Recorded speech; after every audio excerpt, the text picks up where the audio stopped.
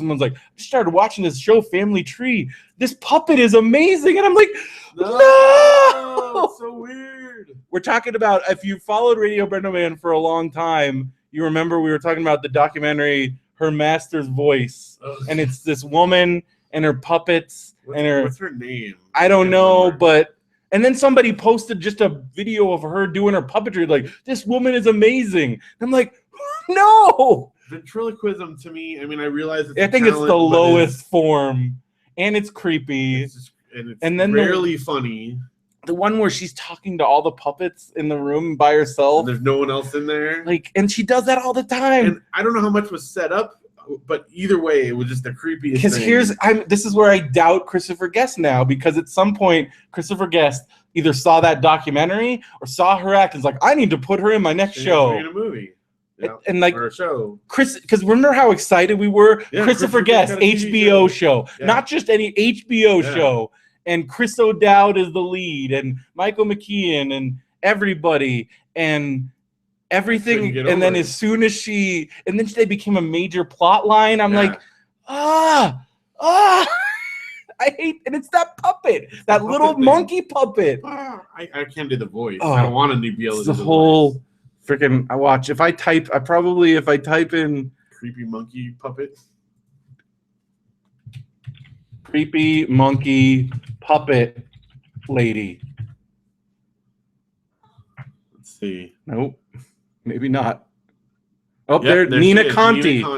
And she, like, I think Christopher Guest, either he retired, or maybe this was like he's in director jail. There's no way Christopher Guest ever is just in flat out director jail. But he's definitely. I think she might have been a part of killing him. Well, let's see what's going on with Christopher Guest, because we never know. That show definitely got canceled. Oh, yeah. I mean, I don't think they ever actually said it, but... So, Family Tree, that's the last thing. Well, that's actor. Okay, but, what about the... Wait, so it's just 2013, so, like, that's it. So, that's done. There's no more... Like, director, writer, anything? Let's go down, Lisa. So writer, Family Tree, 8 episodes. That's it. So Family Tree is it. Like he's director, he's done nothing in 2 years. Nothing. Not even like let's see, Self. Oh, I guess he was in Emerson, Pictures of an Exhibition. So like some documentaries. Yeah, but those are all like I don't know. Maybe. Oh, I want to see this. I heard about this. The National Lampoon documentary. Oh yeah. And he was on Kevin. Let's see, this is 2011. So look at that jump. He didn't do any personal appearances for 4 years. Because of that show. And now he's just in documentaries. That's it. 4 documentaries. Most of that's probably like just archive footage, it looks like. Yeah. Man. It's her fault. Nina Conti. It's Nina Conti's fault, Phil. What you did. And are we ever going to see? Because what was the last one? Was the For Your Consideration, right? That's it. We're never going to get another Christopher Guest movie? Well, because everybody's... I mean, think about that crew. Like, they're all either, like, mostly retired or just on to huge things or just... But they would come back together for him if he did it. Yeah, I mean, a lot of people don't like... There was also For Your Consideration, so that might also be part of it. I don't understand. I don't understand either, but whatever. Is it because it was more like a regular movie and less like a documentary? It was filmed differently? This was when we could have seen him, was in 2009. Yep. Was when they were doing the Spinal Tap stuff. And then I remember he was in Invention of Lying. And then like Spinal Tap stuff when they were doing the reunion tour. He was in Night in Museum. That's right. Yeah. And then, like, SpongeBob, he was Stanley S. SquarePants. Voice. And, yeah. Oh. And then For Your Consideration. Man. And A Mighty Wind before that. I mean, I know he doesn't do a lot of stuff, period. No, there's always a long gap. But I mean, he's the best. Mighty wind is blowing across the land. And he's across the sea. Count Rugen. I mean, come on. Exactly. A lot of people don't even know that. I didn't know that for years. Yeah. I think it was until I got like super into Guffman, and then I was like, oh my gosh, that's the same guy. How is that even possible? Because he's a chameleon, man. I mean, even in his own movies. Yeah. Oh my gosh. Yeah, I mean Corky, Count Rugen. I think Best in Show is my favorite Christopher Guest performance. That's a legume. Like, just because it's so like, where did he come up with that? Because it's like nothing like him at all, or like he usually is. Because, like, I mean, in For Consideration, he's obviously doing like his Woody Allen kind of. Yeah. But he's great. I can't believe that puppet lady. Freaking puppet lady, dude. What did she do? Wonder if anyone will be here at like 8 o'clock on Sunday night.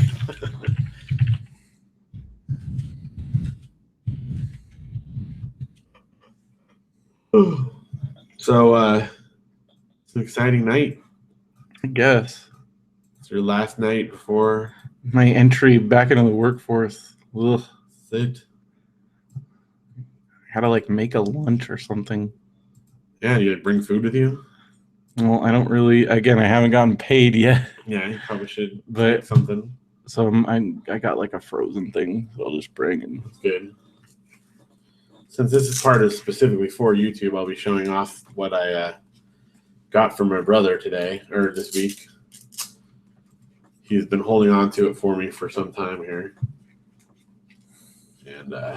So it was yours. This was mine. Was that like a whole Christmas present? Oh, well, so you got to remember, I have birthday and Christmas back to back. So it did work to my advantage in some ways. Because you could get like a super present. Yeah, or I got to get a couple of bigger things. But was this like birthday and Christmas this was combined? Birthday, and then I got something else for Christmas. So this was like the birthday present. I love my Power Glove. And anyway, so. But your Nintendo was at your grandparents' house. Well, no, I had one in my house. Oh, you did? Okay. Well, grandma and grandpa, they got there first. One there first, and then they bought me one. And then they bought David one. And actually, he got the Power Pad. The Power Pad that I have is David. So at some point, he's going to claim that back from me. Since he was like holding this hostage kind of, because he wanted his Power Pad back. Power Pad blows. Well, it's another one of those very limited use. I would rather have because at least the Power Pad the Power Glove looks cool. Power Pad is just a freaking mat. I would venture to say, though, we probably spent more time on the Power Pad because at least you had. I mean, he has the short order and explode is the one that he had. That we had a lot of fun with that because it's like whack-a-mole basically, So we had a lot of fun with that. I tried my hardest to play this. The good thing is that because the Power Glove came with Super Glove Ball, that was actually a fun game because I tried for a while and I had some fun playing with the Power Glove, but. Mostly it was just me trying to not feel bad about wasting a whole present on something. It was like my brother and I in our Super Scope 6. Yeah. You're like, okay, well, I gotta make the most. Because, again, kids, I don't think people understand this, but, like, that was it. It's not like, next week I'll get birthday and Christmas back to back. And so you had a whole year. At least mine, it was perfect. Birthday in June, Christmas in December. Yeah, so every 6 months I got something. But mine was all spaced out. I had to earn money if I wanted something in between there. Well, I remember my brother and I saved up to buy our Super Nintendo. We worked our butts off for that thing, and my dad rewarded us by getting us 3 or 4 games. That's cool. Because I remember right off the bat we had Street Fighter 2. Oh yeah. And Link. I remember we eventually. I don't think right away. No, because we rented Link to the Past for a while because again we had saved up for a year and a half because we got the Super Nintendo a year after it came out because we had to save up for it. Took us a year and then we got our own. How much was it back then? It was it was $199 I think. Yeah, but that's in 1992 90. Yeah, it was 91 92 money. Yeah, which again for kids making. I think if we worked an entire Saturday at my dad's office, both of us licking envelopes and doing office stuff. We each got $20 for the day, so we had to do that quite a. And we would do that once a month or something. Yeah. And then also work various chores, which also we had chores that you just had to do. You don't even get paid for those. Get paid to do so this was extra work, Yeah. So we would do extra gardening work, because we had a huge backyard, or extra again most of it was helping out in my dad's office. Or sometimes I'd sort my mom's before she went all online. I'd help sort her tapes for her dictation and put them. I'd rubber band them for. So sometimes she'd pay me to do that. Also, my mom, again, with the fat son, sometimes would pay me to do sit-ups. Yeah. But I'd have to do like a lot of sit-ups. So I had my own Nintendo, and then my brother eventually got his own. The Super Nintendo was at my grandparents' house. Okay. And then the Nintendo 64 was there too. So I didn't get those. I mean, but we went to my grandparents' house all the time, so I played a lot of it still. But at my own house, we just had that NES. Well, a couple of them. Sweet, you got another guild. And then Matthew eventually got his own NES. Wow. And he got the one that had, and again, my grandparents like top gave loader it to us for a birthday. No, he got like one of the last generation Super Mario Brothers 3 one. But he got the one that came with the 4-score. Oh, okay. And I can't remember what game was packed with it. Man, I know towards the end there they were doing a lot of crazy pack-ins. So he got like one of those like late model pack-in ones. What was with the 4-score? Was it like a sports game? It was one. No, it was one of the ones. It might have been Spot. I think it was Spot. I was gonna say like that's the only other non-sports really, unless it was the Nightmare on Elm. 2. Okay, but I don't think they would have packed But I don't think that was packed because Gauntlet 2 was a 10-gen game, wasn't it? Oh no, I know what it was. Never mind, I know what it was. It was the volleyball one. Was it Super Spike V-Ball or Kings of the Beach? I think it's Super Spike V-Ball, whichever one, because one of them you can do 4 players. Yeah, and it's the same style as the Super Dodgeball. Yeah.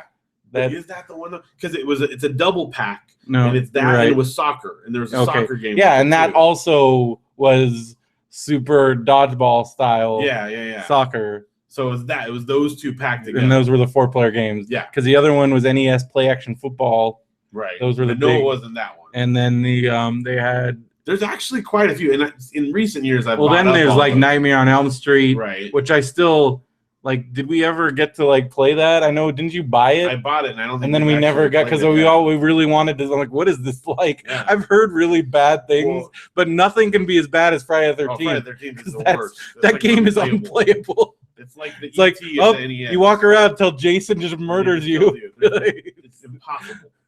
And I've watched playthroughs of it and stuff. Well, the Angry Video Game Nerd one is just the best. Yeah, that's what got me into Angry Video Game because he just screamed. Well, that one and the Jekyll and Hyde, which is also impossible, and also he has a really funny one of that.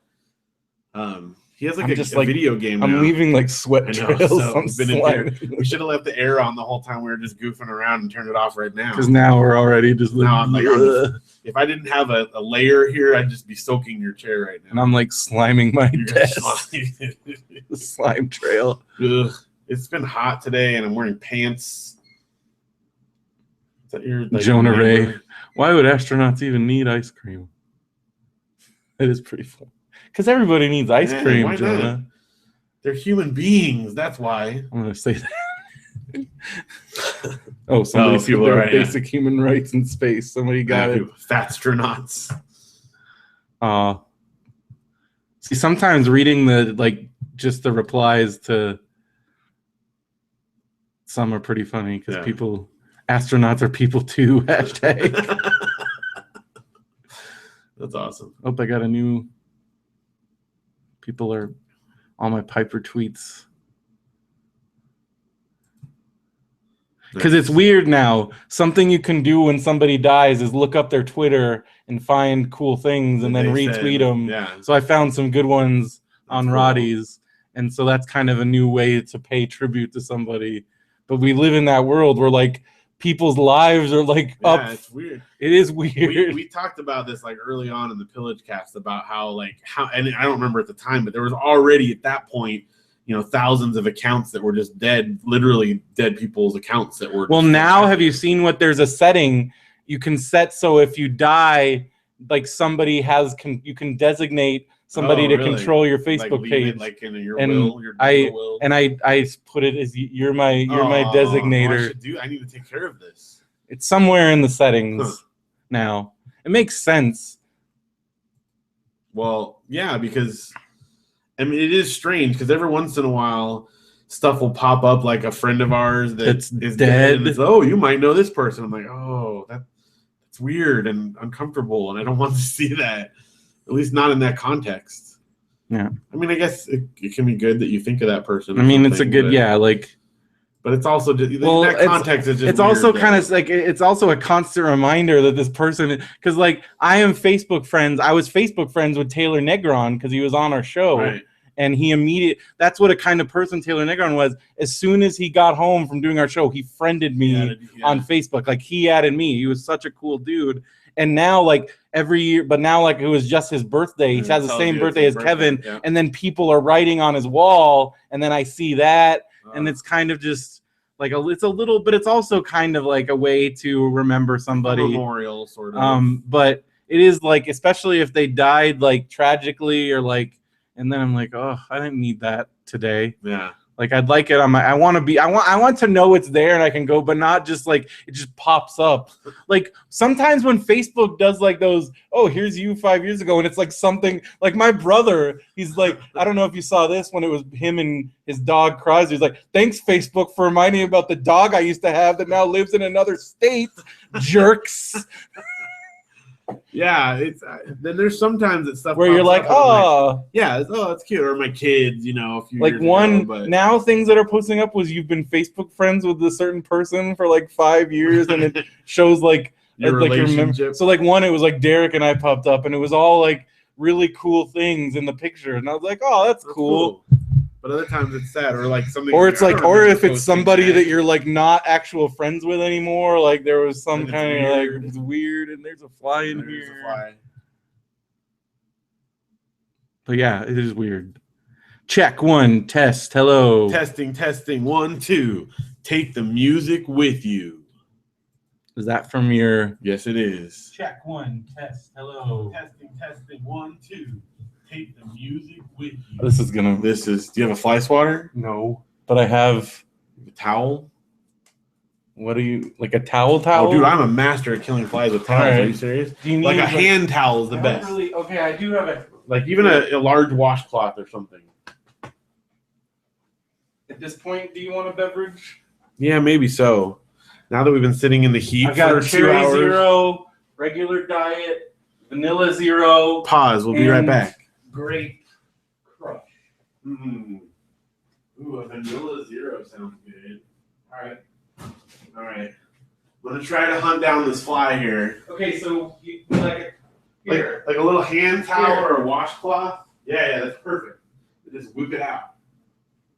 Whoosh. Now, to be fair, I'll stay away from your lighting fixtures because the reason the thing in our bathroom is broken is I whipped it with a towel when I was trying to hunt the thing. Oh, I've done that. Well, that's cool. Kevin Smith. It was for his 40th. Nice. We had like a million of them at Smod Castle, and one day Kevin's like, you want one of these? Well, I will be killing a fly with it tonight. Kevin's face. Oh. Well, now I don't see it, but I'll have it now. So when it comes back by, I'll hunt it down like an animal. Oh man, I was gonna make a bad joke. I'm glad I didn't, because we're on YouTube now.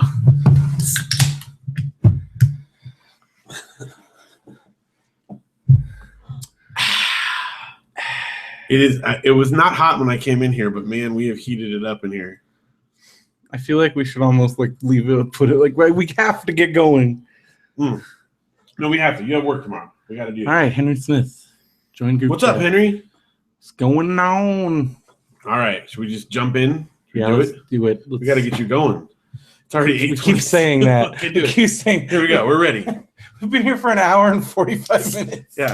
It's a good thing we had that lead. Good. Well, that's why I said we better come over at 6:30. That's how we roll.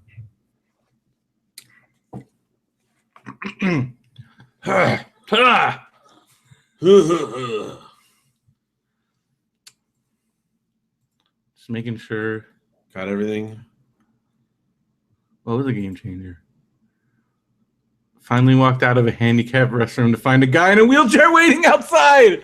Oh, and the blaze with boo. Well, because that's the dread. Because as a fat, I always go for the big stall. Yeah. And technically, that is a handicap. And also, I am actually handicapped, so that's always my go-to. That's true. If it does happen, but it's never happened to me. That's every man's fear when you go in that handicap stall. Well, see, I have an unfair advantage now because I have little kids. So I get the excuse of I brought the kid in there. I love that. But the Blaze chose to say boo Derek. It was a game changer. Wow. But that is the fear every time. But there are sometimes those stalls are not big enough. No. And that's tough. It's a tough call. Because at least I have, although I don't have my card anymore, because I don't think although all I have to do is go like this. Yeah. But see, I also have the advantage of I only poop in public so it's not me going in there. Wow, look at Brie Larson just joined Twitter and she immediately got verified. She still only has 7,000 followers. Does verified mean it's like definitely her? Yes. How do they prove it? Through Twitter. Like you actually, I think it's only celebrities and like they call you or like you actually, or your publicist. And, so if I join, they're going to be like, is this really Phil Vecchio? Okay. They should. I'm not if they verified. Join, it's not but that's how you know somebody's kind of famous is if they have a verified thing. Because so Brie Larson is scuba certified. That's makes her even more cool. She's scuba certified and Twitter certified. And a mushroom forager, which is awesome. A dog mom, a Scientific American subscriber. I used to subscribe to Scientific American. I think my uncle got it for me for a birthday present when I was a kid. Brie Larson's awesome. Brie Cheese is pretty good too. Yeah. Sorry, now I'm looking at Twitter. You gotta get to work. Whatever, mister. Let's go through your Netflix queue and see what you got that I need. That was your Netflix queue. Yeah, I know. You're like, but then you were like, oh, I don't know. Oh, what do you got? What else do you got? Yeah. Oh, you got this? Oh, I got this. Need it. It's like kids looking at baseball cards. Oh, need it. Got it. Need it. Got it. Want it. I'll trade you. Trade. Yeah. Oh, have you seen this? Oh, you got to check. Oh, what's that show that this other guy's in? What's the stats on him?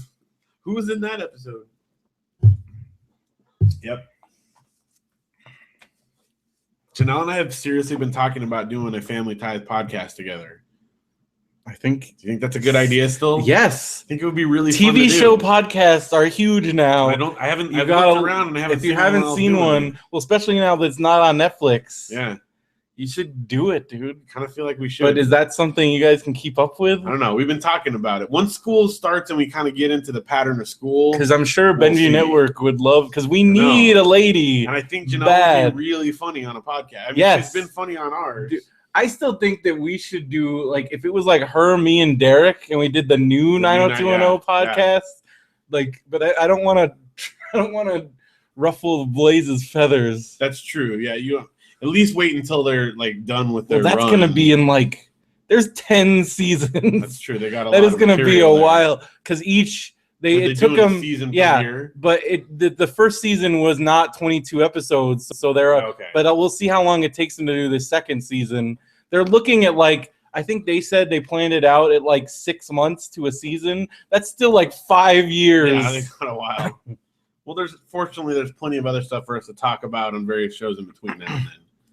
Man, but I think we've been doing. I still regret because I did Radio BrendoMan at least once a year between 2004 and like 2009, right. And then it stopped for like a year or two, and then we came back. We picked it up. But if we had stayed consistent, imagine if I had done it every week since November of 2004. Yeah. I would be one of the longest running podcasts.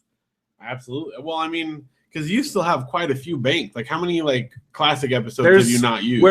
We're done with the ones from China. Okay. But there's still like 15 or 20. Huh. Probably not. Although some of them, there's a couple that I did with Brian and like other people where they're like 4-parters because I did break them up. Whereas now we would just even get a file that big on the internet. That's the reason. That was the reason why. Because the idea of uploading like a 5-hour episode, like a 3 gigabyte file, like we can't do that. Yeah. But now it's like no big deal. Like, what's a file? Why do you have to worry about file size? Yeah. All right, let's get this show. Let's do it. On the road here. Okay, so. Just gotta make sure I don't have any like immediate belches. Yeah. You're listening to Radio BrendoMan. That's like, yeah. Close. I'm not. Do I have anything going right now? Nope. Oh wait, I'm seeding this, but that's fine. Just my wrestling shows. You didn't see that. I don't know what you're talking about there. I don't know what that was. Didn't see that. All right.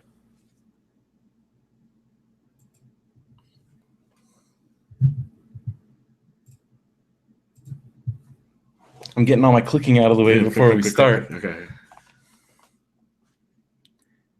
Hello and welcome to another episode of Radio BrendoMan. I'm Brendan Creasy. And I'm Phil Vecchio. And it's hot in here. It's really hot. So let's just update the audience. Yeah. You got here at 6:37. Yeah. I was watching Japanese wrestling when you came in. So almost 2 hours ago our time. So that was at 6:30. It is now 8:30. Yeah. What the heck have we been doing for 2 hours, Phil? Let's see. Well, we looked at your Netflix queue, and I checked to see things I want to add to my own queue. So we looked up some things. We Googled some stuff. Watched some YouTube videos. We watched YouTube videos of John Cena getting his nose broken. Yeah. We looked at some Ronda Rousey stuff. Yeah. We looked at my comedians. Twitter a bit. We were looking up the name because I wanted to name this comedian on the podcast. We talked about some other stuff that was going on. Started chasing the fly around. Got sodas. This is my second soda. Yeah. Yep. We looked at Nintendo stuff. Power. We got your Power Glove.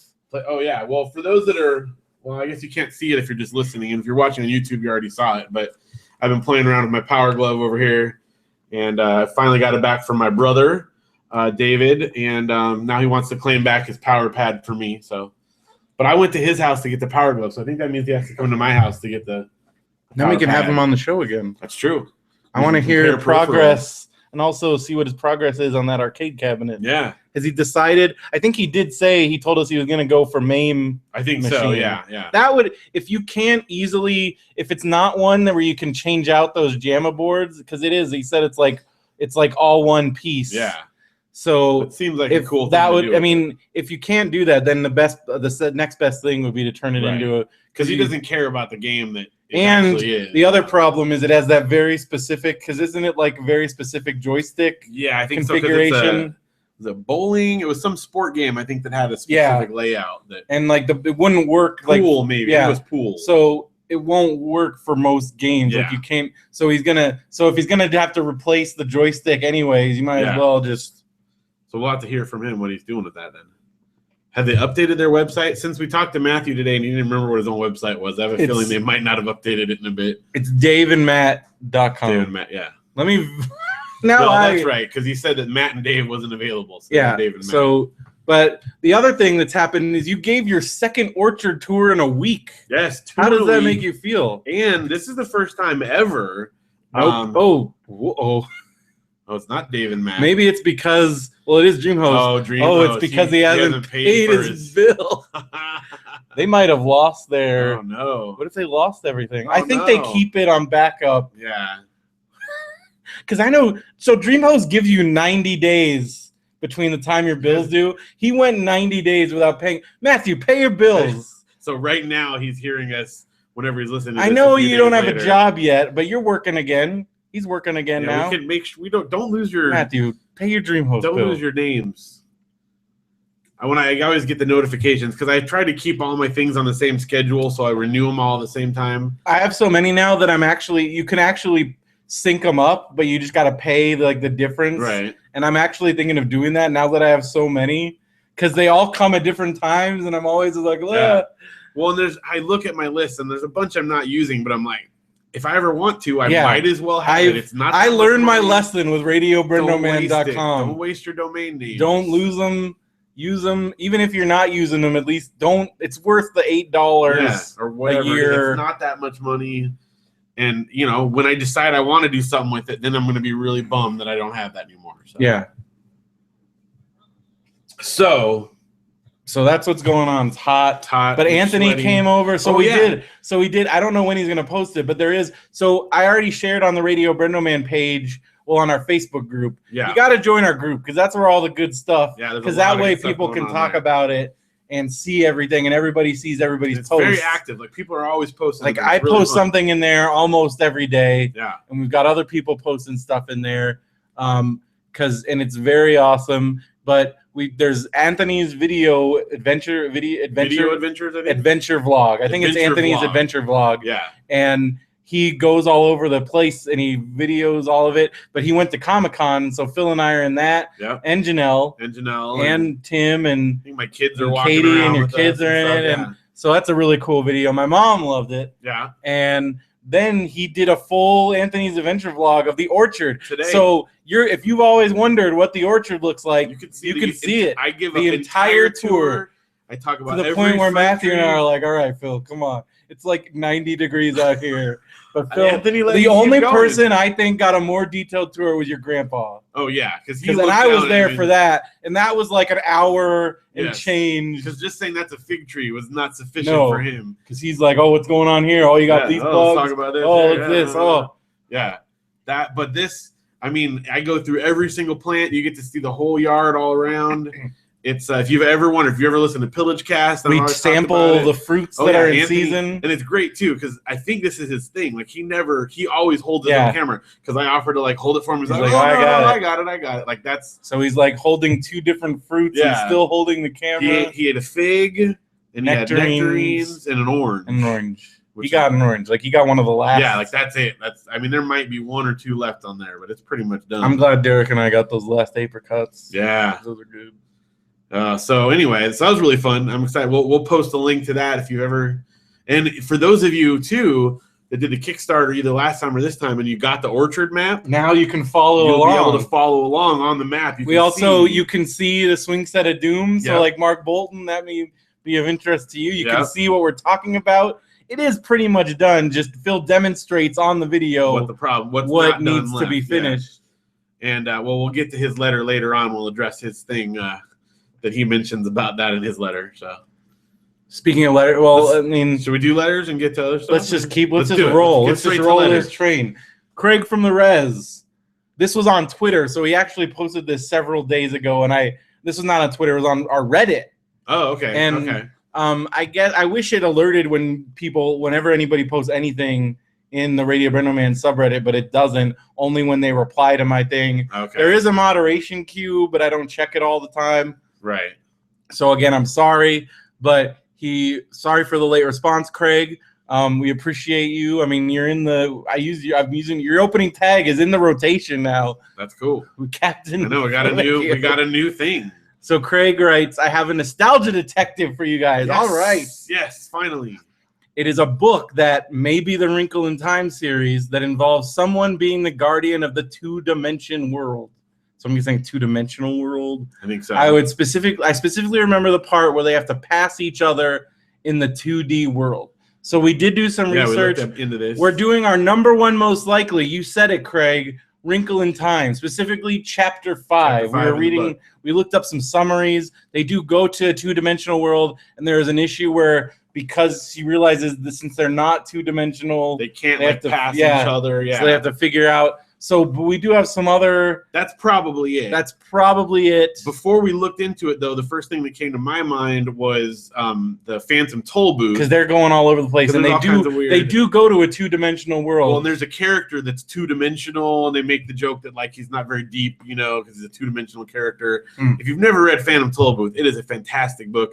In fact, I think we're going to be reading that when we cycle back to single books again, because I haven't read it in a while. You've read it before, right? Well, my other single book voted. I don't know if you saw. I posted a picture on Twitter of they're shooting the miniseries right now, 11/22/63. Yes. So there's a picture of Stephen King, J.J. Abrams, and James Franco, and James Franco is in his 1960 suit. And holy crap! And I didn't post all the pictures. He started tweeting more. There's ones of him in a car, an old timey car. There's one of Stephen King. I think Stephen King is gonna end up because he cameos in every movie he's ever done. Oh, really? Yeah, it's like Alfred Hitchcock. Almost, I think every single one. I mean, I think there might be. I didn't know. I think it's every one. Maybe not recent. What is he in Stand By Me? Is he in Stand By Me? I think he is. I don't know. Maybe not. I have to look. I know he's in most things. Okay. But some of them are more obvious than others. Like in The Stand, he straight up plays like a semi-major character, which is kind of nuts. But in this one, I think he's gonna, because there's a scene towards the end where he has to race through, because it's Dallas when the president's there. So like he's trying to get through traffic, because his whole thing is he finds a way to travel back in time, and he's gonna stop the Kennedy assassination. Okay. So it gets to a point where like the motorcade is there, and he's trying to get to where, so he's stuck in traffic. And from the looks of the thing, they said they're in Dallas, so it's obviously they're shooting in Dallas on location. Right. And I think Stephen King's going to be driving a car that's like in traffic, and he's trying to. So it's going to be a quick like, "Hey, buddy!" I think it's going to be like that. That's cool. That's cool. Which is awesome because I know that scene in the book, and like I think it works. Well, when we get to the single book, sometimes we've done, several times we've done a or we could do a special single book because I'm telling you, watching, not that like I think you're gonna like the show on its own, but I really think you'd like the book. Well, yeah, and I'd like to read it first. It's cool I want, because also I again, like, it's always interesting the way they interpret Stephen King books. Sometimes they change the endings completely. Right. Other times I don't know, but this one is gonna be interesting because the ending is so good, and I feel like it's the only way you could end it, because again, this is like he changed historical events and the repercussions of doing that and what happens, and like so it's the only way you could end it. But I want to see what they do, like, because you never know. But Stephen King seems to be very hands-on with this. Plus, it's JJ, who is and James Franco. I mean, that's an amazing trio. I'm so excited. Anyways, I'm so excited, you guys. I'm so excited. We'll definitely read that. I recommend. So we're talking about. So, anyways, back to our third and final possibility, and this is a long shot because this is a book that you and I read in Nature. Well, you didn't even I didn't read it in that, but I read it for a math class. It's a math book. It's ready for, they made you read it in Nature or Math. Jerry and I had to read it because we were in Nature or Math together. Jerry's the only reason why I passed that class, because at some point I think I stopped going. And I heard many complaints about it. So from all around the place. So it was a horrible class. Yeah. But this book is called Flatland. It's a book about math, but it is a 3-dimensional character in a 2-dimensional world, or maybe the other way around. Or it's about dimensions and other things. But I don't think I don't think this would be something. I'm pretty sure Wrinkle in Time is correct. In a college level math class, it's something they make you read. Yeah. And that's a very specific thing, so I doubt it's that. But also Phantom Tollbooth is great. So yes, Phantom Tollbooth. Plus was it a cartoon? I know there's been a couple adaptations. I think it starts out like live action and goes the cartoon. That was like when I was a kid. Yeah. So I don't remember when. As fun as the movie is, though, the book is just because there's a lot of wordplay that you can't do in a visual sense, and so, I mean, it's one of the best kid books. Yeah. Yeah. Like, period. I mean, you ask a lot of people what was their favorite book when they were a kid, and that's up there. And like it's a treasured classic. Yeah. But another series. Oh, dude, I know they're hard to find though. But did you ever read? I know I've talked about this. Did you ever read John Bellairs? No. House with a Clock in Its Walls. Oh, when you say that, and it's Edward Gorey did the artwork. So if you're a Gorey fan, so he did the artwork for him. And those books, because I remember somebody suggested to him because I was reading a lot of Stephen King, and I think it was an effort from. Oh, I know what it was. It was my friend's mom, who's like super Catholic. She's like, "You like those scary stuff? Here's Stephen." He was trying to get me away from Stephen King, and they are really good. But I only made it through, and there's quite a few of them. And he has a couple different series, and each one is a different kid. Huh. But the House and the Clock in Its Walls, legitimately, it's scary. It's cool. It's like a mystery. Yeah. But then there's more of them, and it's that kid and other adventures. Huh. I want to go back and revisit those. If I like, and I don't know how many there are, so we have to look it up. Okay, see where we can fit it. What's the series? Is the series called? Well, each series is called based on the kid. Okay. So I think it's Lewis. The first name of the kid is Lewis. Okay. And then there's another kid, and that's another series. Okay, I can look them up. But I want that one specifically, but I'd love to read the other ones too. But again, Edward Gorey artwork, which Gorey, if you're familiar with, is just amazing. If you just type it in and you'll know what I'm talking about. Him instantly. Like, because I remember I used to watch. Wasn't there some TV show that used his artwork? It was like an animated show, or I don't know if it was like Pinwheel Shorts or something. Because I remember he did like Addams Family books too, didn't he? Yeah. Because I remember like reading. I'm pretty sure like I got him from the library probably or something. Yeah, but he has kind of that like Tim Burton-y, like gothic-ish, cartoony type look. Well, Tim Burton has said multiple times that that's his biggest influence artistically. Like he'll say that straight up. Like especially like some of his older like artwork. He's like, I just straight up ripped off, copied it. Yeah, and you can. I mean, to be fair, like that book, the Oyster Boy. Yeah, like he even said like this is basically my tribute to Edward Gorey because they're these really depressed. Because like his Edward Gorey's books are just like these really morbid, like depressing, weird. Like it's Gorey if you're looking it up out there. Yeah. But anyway, so he also did freelance illustration work, and I remember just looking at the cover of House of the Clock in the Walls. I'm like, ooh, and it is. There are times where it is spooky because there are ghosts involved, and can get a good ghost stories, man. Yeah. But they are malicious ghosts, and so that's but it's spooky. It's downright spooky. I got a book. I showed it to you. Yeah. I haven't read it yet, but I'm excited to enter it in my queue. Which is I got a book called Peanut Butter Poltergeist, I believe it's called. So it's going to fit right next to What if you start reading it and it's just like a straight up ripoff of Peanut Butter Solution? That could be really interesting. I would read that still. I don't know. I'll actually read it and give you a proper review. Okay, we're talking about commentaries and like for our Kickstarter movies.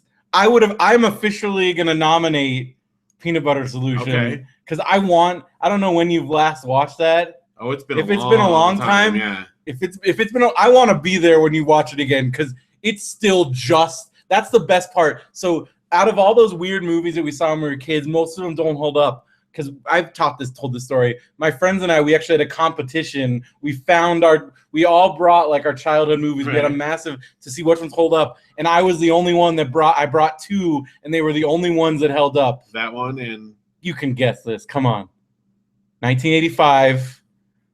I peed my pants. Gremlins? No, that's not a kid movie. Not a pure kid movie. Return to Oz. Yeah. Okay. And both of those absolutely hold up as Oh yeah. Just nuts. Well, Return to Oz, definitely. I mean, like just the Mombi scene alone is enough to give me the freaking wheelies. Yeah. And then the big guy, whatever he is, eating the chicken. Yeah. And then their rock guy. Yeah. Like, because that's where I confused that rock guy with Neverending Story. Because I'm like, wait, is this the bad rock guy? No, Neverending Story rock guy is good. Right.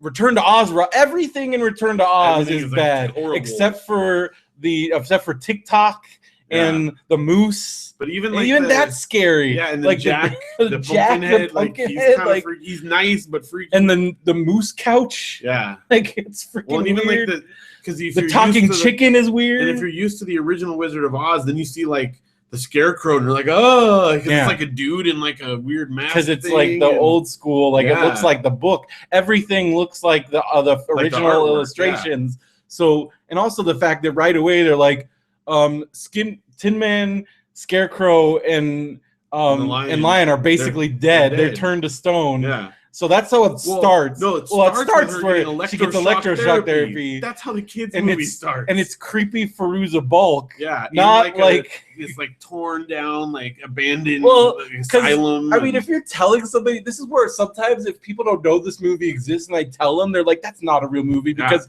you start off where it's like, Auntie Em and Uncle Henry take Dorothy to electroshock therapy, which when you think about it, if you watch Wizard of Oz, and your Auntie Em and Uncle, if your kid wakes up and starts saying that stuff, so yes, we're gonna take you to electroshock. And then there's like mean nurses, and it's all like dingy. And this is a freaking. You have to realize again, this was a Disney tentpole kid movie. Like they're big. It was their big release. Were gonna do weren't they gonna do like a land? They were gonna, but there was a float in one of the parades, and again, it's the legend of the wizard. Here's how evil Return to Oz is. So it was this. I remember this float. It was I think it was in the Christmas parade, and there was gonna be an electrical parade float. I don't know if the electrical parade float happened, but this one, it was in the Christmas parade, and it had all mirrors all over it. And again, they did not think this through. So it has all these mirrors because Wizard of Oz, the whole thing in Return to Oz is like she looks through the mirror and then she goes through it and like all this other stuff. Right. And so there's all these mirrors on it. They put it in like the parade barn. Mirror catches the light, starts a fire in the parade barn, and like a bunch of floats got ruined. Wow. I mean, that and then that was the end of the Wizard of Return to Oz. Yeah. But the fact that, again, this was parade flow worthy. That's how big of a deal it was. And I remember I had a Return to Oz board game because this was like the era of licensed. The little kids book in recent years because I'm like, they made a kids book. I mean, like the little golden books. And like, so like right away, and then as soon as she gets to Oz, it's like this horrible everything. The yellow brick road is like all torn apart. Yeah, it's like a post-apocalyptic Oz. And it's post-apocalyptic, and then the wheelies show up. So there was some field where you would die. I can't remember. Remember there's a big desert that she crossed or something. But immediately she goes to Oz. Oz is all stone and gone, and the yellow brick road's gone. The three main guys are all and then the wheelies show up, and it's just nightmare land from then on out. It never stops. And it does not stop. Because, you think the wheelies are scary? Here's this rock guy. Oh, you think this guy's scary? Here's these guys. Oh, you think that's scary? Here is a woman who takes her heads off and keeps her heads in a chamber of heads. And then they all wake up at the same time. That part I peed my pants. I ran out of the theater screaming, peeing my pants during the Dorothy Gale. What? Who? What? How did no one watch this and go, hey guys, maybe we should like market this to an older audience? At what point? But you figure at some point Disney was past the point of no return. Yeah. And at some point, no return to Oz. Everybody at Buena Vista Pictures was like, we're screwed, you guys. Okay. So screwed. It's great though. Like as an adult, I love it. I was terrified as a kid. I watched it that one time in the theater. 1985. We did not rent the home video. See, I didn't see it till I was at home. I didn't see it in the theater. See, my mom, that was a Brendan must go. I remember watching it at my grandparents' house, and when the heads thing happened, like running over and like hiding with my mom on the couch, like terrified. My mom. There was a calm down Brendan Marie Calendar, because I remember it was at Flower Hill, and there was a Marie Callender's right by there, and it was normally when it was just me and my mom, like she never felt it was fair to take just me out, but I got a mom and young Brendo, sorry, who made you pee your pants in the movies. Here's some pie. Some pie. Piss pants pie. Man, I should have peed my pants in the movies more often. I didn't know I could get pie. I did get some pie for there you go. So it wasn't all bad. But yeah, so that, and again, peanut butter solution is insane. Because I remember Derek and I went to, I think it was either Cinefamily or it might have been New Beverly, and they were getting ready to show it. Like, so they play trailers. Right. And somebody was watching the trailer like, this is not a real thing. And I turned around and I'm like, oh, this is real, buddy. This is a real movie. I remember seeing the trailer for it on like a movie. Oh, yeah. And I'm like, well, then, what is this? We got to see this. Well, and I don't know if you remember this, but on the here's the double whammy of the peanut butter solution was because it was some weird Canadian thing and they had all these other weird Canadian things. Yeah. That VHS had like two of the most terrifying trailers on it. One of them was like where toys came to life and like something happened. And then there was another scary. I just remember that VHS, just the trailers alone were like, and that movie is crazy. Okay, I remember being freaked out by it, but the one thing that stands out the most in my memory, because they do the thing to grow the hair back, and like his friend gets a hold of it, and he like looks around and puts his hand down his pants, and then it starts coming hair down, growing out the bottom of his pant leg. And I'm like, what am I watching right now? What is happening? Well, in this movie, because then it's like, what if I told you there was a movie where a dude he sees a ghost, he turns bald because he sees the ghost in an abandoned house. So already there's a dude going in an abandoned house, seeing ghosts. Then some friendly ghosts tell him how to make a peanut butter solution, so he grows his hair back, but then it doesn't stop growing and it's too much. And then an evil artist kidnaps him to use his hair to make magic paintbrushes, and then those magic paintbrushes, whatever paintings you paint with the magic paintbrushes, come to life, and then they go inside the paintings. And his friend grows like super long pubes out of his pant leg. And to top that all off, Celine Dion soundtrack. Because it's Canadian. And I would say you must be crazy. I just had a thought here. This could be a part of the root of my like dislike of hair. That movie and peanut butter for that matter. Maybe that's all where it came from. Maybe we need to watch it. I do need to watch this movie again to exorcise the demon, because you watch it and it's not as scary, but it's still like this movie weird. Is just crazy. The synopsis alone is enough. I think I did that on Popsicles once, and everybody. So there you go. There's my peanut butter solution synopsis. That's That's a stand-up routine right there. We've been talking about. Yeah. Oh, dude. You got to do that for me after the show. I'm not doing it after the show because it's already getting late. We're not even going to be able to do our planning session. Well, at some point, also, I have the Wrinkle of Time series in because I've never read the whole series. I know there's at least 4 books. I think I only read 1. I know I read at least the first 2 or 3. Because there's like Wind in the Door, Swiftly Tilting Planet, and something else. I think there's at least 4 of them. All right. But anyway. So there you go, Craig. And then that led to a whole big letter thing. Number 1.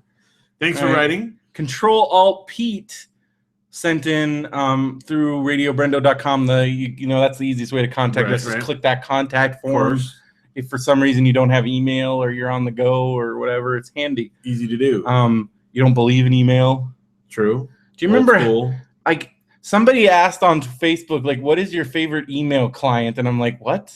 I'm like, oh yeah, those programs that you used to use to like get your email, like Outlook or Outlook Express or like Eudora.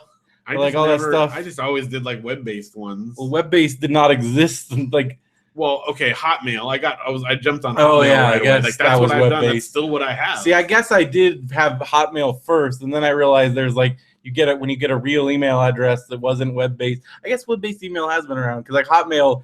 I got that in like 97. I tried to log into my B Creasy at Hotmail, and it's empty and gone because I was hoping that I could at least log in there and see like the sent messages because I want to see what Brendan 1996 Brendan like what emails he's sending. Just because you didn't log in for a long time. I think they wiped everything because they moved to Outlook. Well, and over the years, the whole thing where I actually migrated over. So I still have control of the email address, right? But there's nothing there because I looked at my old Yahoo account and I have some saved messages, but those only go back to like 2002. So it's like BrendoMan.com stuff, right? Which is kind of entertaining, but my sent emails again are empty. I'm like, oh, why couldn't you keep those? That would have been priceless. Well, I've shown you. I think I still have emails all the way back to like at least 97, 98. Saved in my thing. And Hotmail goes from now. My Gmail goes back to 05 when it came out. So like I've got everything in there, and it's kind of cool going back and seeing. You can just kind of see. You can just type people's names. I'll do like a random search trying to find something, and something will pop up from like 1998, and I'm like, it'll be some link I sent to you, and then that leads you back down somewhere. Yeah, all over again. But yeah. Wow, how did we even get on that? Happening? I don't know. Webmail. Because then I'm like email clients. Because I'm like, who do people use email? I guess Outlook at work. Yeah, that's true. But that's like because they make you and stuff, right? Yeah, because that's like they make you use that. And even that now Outlook, even for corporate, most of them have web clients because that way you can get your email everywhere. Yeah. And so much less complicated. Yeah, and you're not like because that's where you're like actually downloading the email message, and then you have it on that machine. And I mean, you can set it to where it doesn't. But then what's the point? Like it doesn't take it. I don't know. So that's weird that people are really asking about email clients. I'm like, what are you doing, dude? All right, that freaking fly. Well, the problem is I can run around and chase it, but yeah. All right, so Control-Alt-Pete writes, what do you guys think? Sorry. I should have hit the cough button. There's a cough button? Well, that's what a lot of people call it on mute. So all this time we could have been not coughing in our listeners' ears. Yeah. Okay. Well, that's part of the show, I think. What do you guys think of autograph shows and photo opportunities? I was at the London Film and Comic Con and got my photo taken with Michael J. Fox and Christopher Lloyd. Although I only stood with them for 30 seconds, it was a great experience for me. Okay. I don't know how much you paid for that. I'd actually like a follow-up. Like, did you pay for it? Yeah, how did that work? Because I doubt they were just doing that, so you might have paid for it. I'm guessing it was over because you're in the UK, so I don't know how much, you got pounds. So, but if you could give us like a ballpark, I want to know. But honestly, I'm thinking in my mind, I would probably pay $100. I mean, that's a pretty unique experience. First of all, as Derek pointed out, Michael J. Fox doesn't do cons. So he was actually, I remember, I don't know if you listen back on Popsicles, but he was like, I'm worried about Michael J. Fox. But I think it was a specific, like, it was the anniversary. They were all there. Right, it's a big year. And also they paid for free London trip to London. That's a big deal. Come on, And And it was cool seeing all them together. Because this is the year of it's the year of this is it. This is like we're in it. So if ever there was a time he's going to do that stuff, it makes sense he's doing it now. Cool seeing Michael J. Fox with the original Jennifer Claudia Wells. Yeah. No offense to Elizabeth Shue, but I mean, but you know, but she's our original, Jennifer. right? And she left because she had to take care of her mom, and like so it wasn't like she got mad or there was a contract dispute. And Elizabeth Shue did a great job filling her shoes. But it's in fact, I would venture to say I bet a lot of people still don't know the difference that they switched them because they they also specifically have her knocked out for most of 2 because they so you don't know, don't realize that she's like barely in it. And she has the exact same hairdo and like obviously costume, but whatever. But anyway, so in that sense, if I was that opportunity, I'd probably go like $100. Yeah, I don't do them very often. Mostly just, I'll do something for free. Well, we do free stuff. I have a bunch because like the photo ops of like Tim and Eric Awesome Conference. Right. And, you took a picture with this is what I do. I sit on you. You took a picture with that guy. We took a picture with Qual. Took a picture with David Lieberhard. Yeah. So I was trying to sell us stuff. I know. I felt bad. Like if I had money, I probably would have, but. No, so it's great though. It's a cool opportunity to do. It's weird too because like you said, you get to be with them for 30 seconds, but it does feel very artificial. But it's also that's what you get to capture that memory. Yeah. Now, just autographs, that's definitely not something. That's not because I like having a picture to commemorate. Right, I'd much rather have a picture. All the Freaks and Geeks people, but like when people signing stuff, like that's awesome. Yeah, it's funny though because. One of the things, like, having an autograph on something, it depends on what it is. It has, like the Freaks and Geeks yearbook. Right, like that was made to have autographs in it.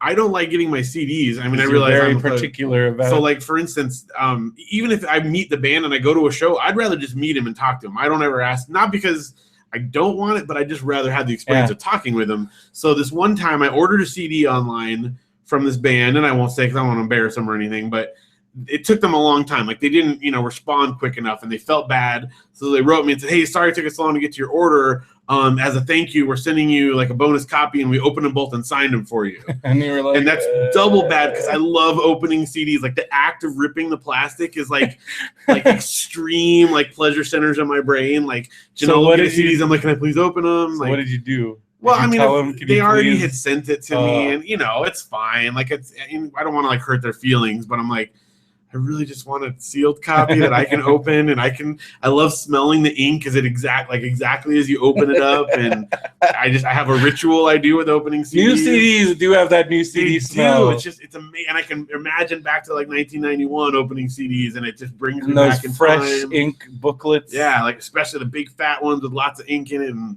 I don't know, for whatever reason. You just want like a book of just ink, like fresh ink. But just I'm telling you. I still think that all our generation's obsession with smelling stuff, it's those freaking markers. The markers. That were specifically meant, those gateway drug. Those don't exist there because it's like, here, kids, smell these markers. Because you could even get high. I remember smelling markers. They literally were markers you were supposed to sniff. But then going on from that, smelling Marks-a-Lot's markers and that like, woo, like, and like that was us getting high. Rubber cement, idea. Like. Yeah, there's a reason. Although they do have, it was basically now it's all different, but like because in the 80s we had those. What were the names of those markers? It was a specific, because I know it had like an artist guy on them. Yeah, and everybody they were in classrooms. Yeah, but I had a set at home, and we sniffed some of those ones. Some of the like desirable flavors, they were all sniffed out. Yeah, it's like, oh, here you can smell this black licorice like one, but the cinnamon one, oh yeah, dude, we sniffed the heck out of that one. Or like the cherry and you would just. I remember double fisting that. Just like. Teaching kids off things. Bad idea. Who thought of that? But they were everywhere.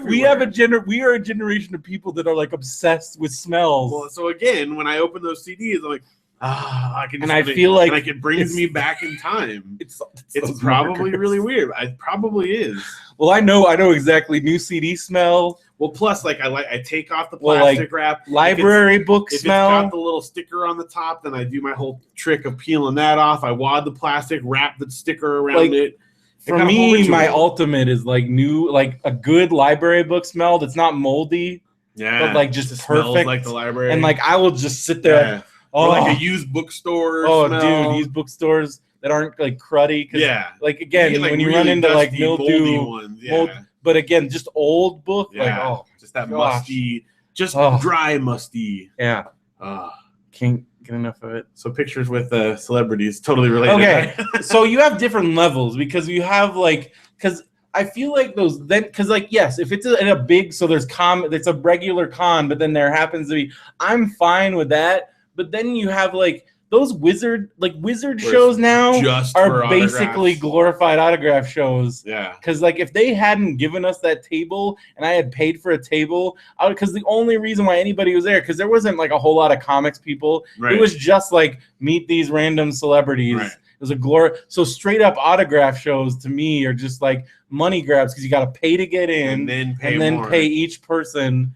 And because at least San Diego Comic-Con, I don't do it anymore because I just feel like a jerk. Yeah. But everybody has to give you if you sign you can walk up to anybody, even if it's somebody charging $100 for the autograph, and they have to sign your San Diego book for free. Yeah. You won't get a picture with them or anything. And they might be a little grumpy about it. Again, Virgil totally cussed me out.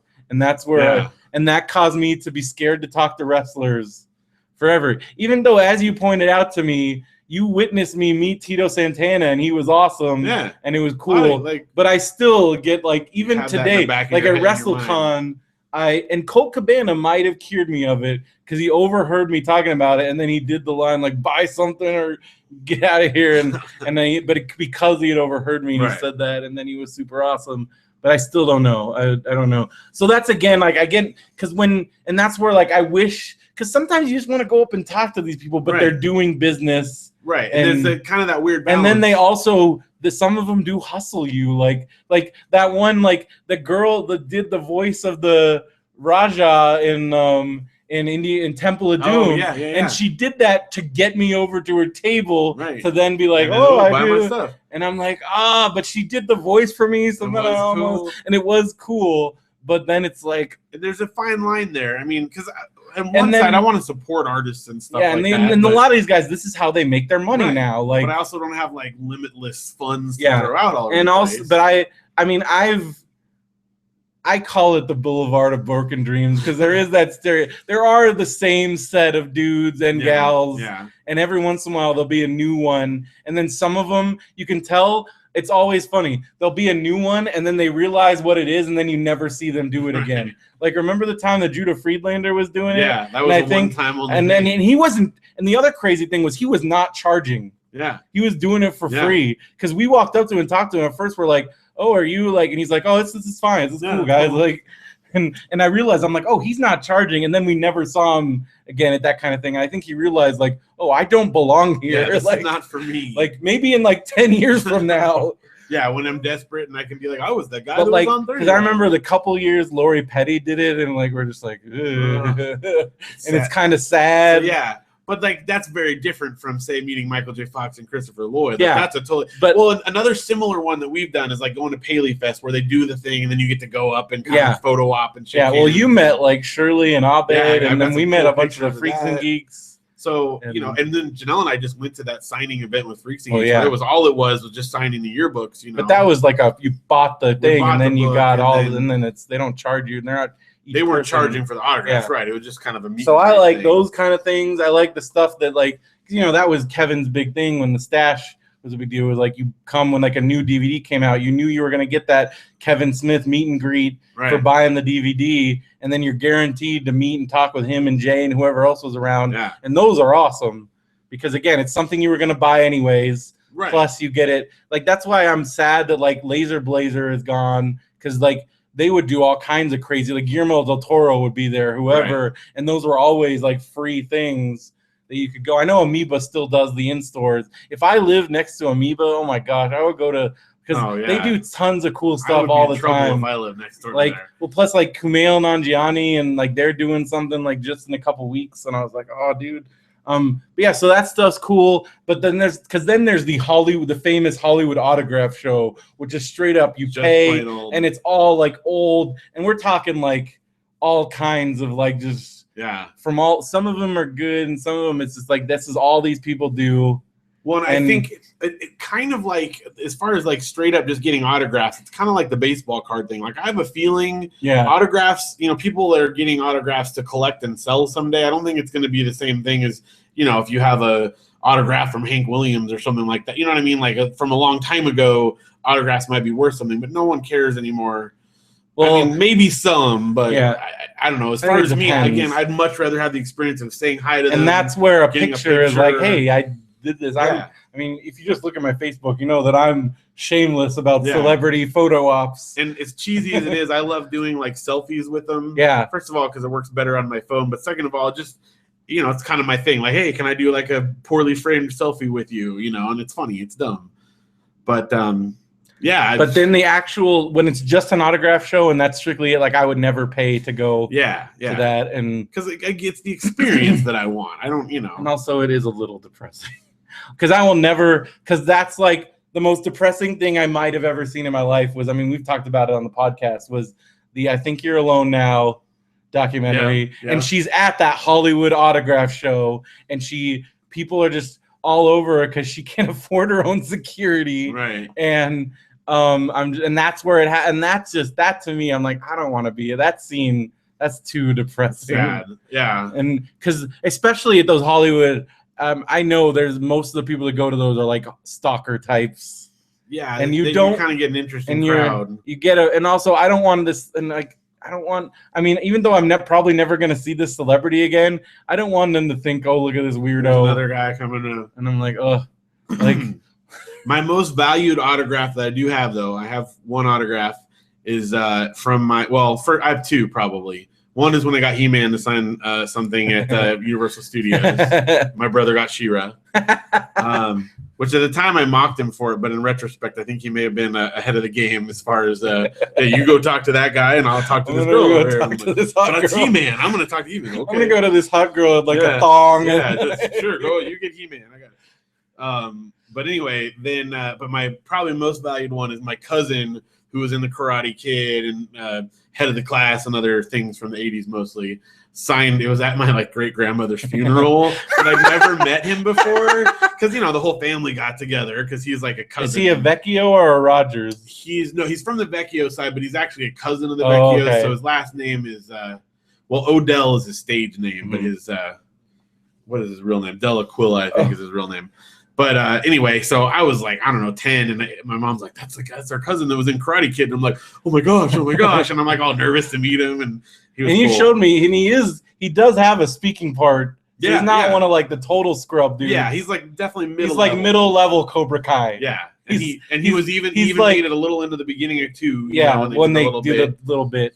Because he's one of the dudes that beats him up, like at the costume party. But he does have a couple lines. He has a couple lines, and he's in the tournament. Yeah. And he's like I don't know the level of belts, but he's not the black belt Cobra Kai, but he's like a, and he doesn't have like any brown like, belt. He's not like the main like give him a body bag. He's just one of his thugs. Yeah. But he's not the like no line thug. Right. He's thugged with a couple lines. He's one of the series regulars on Head of the Class. Yeah, he was like I can't remember what his character's name was. I can't remember, but he was like one of the main, you know, characters from the show. So, and he did a few other things here and there.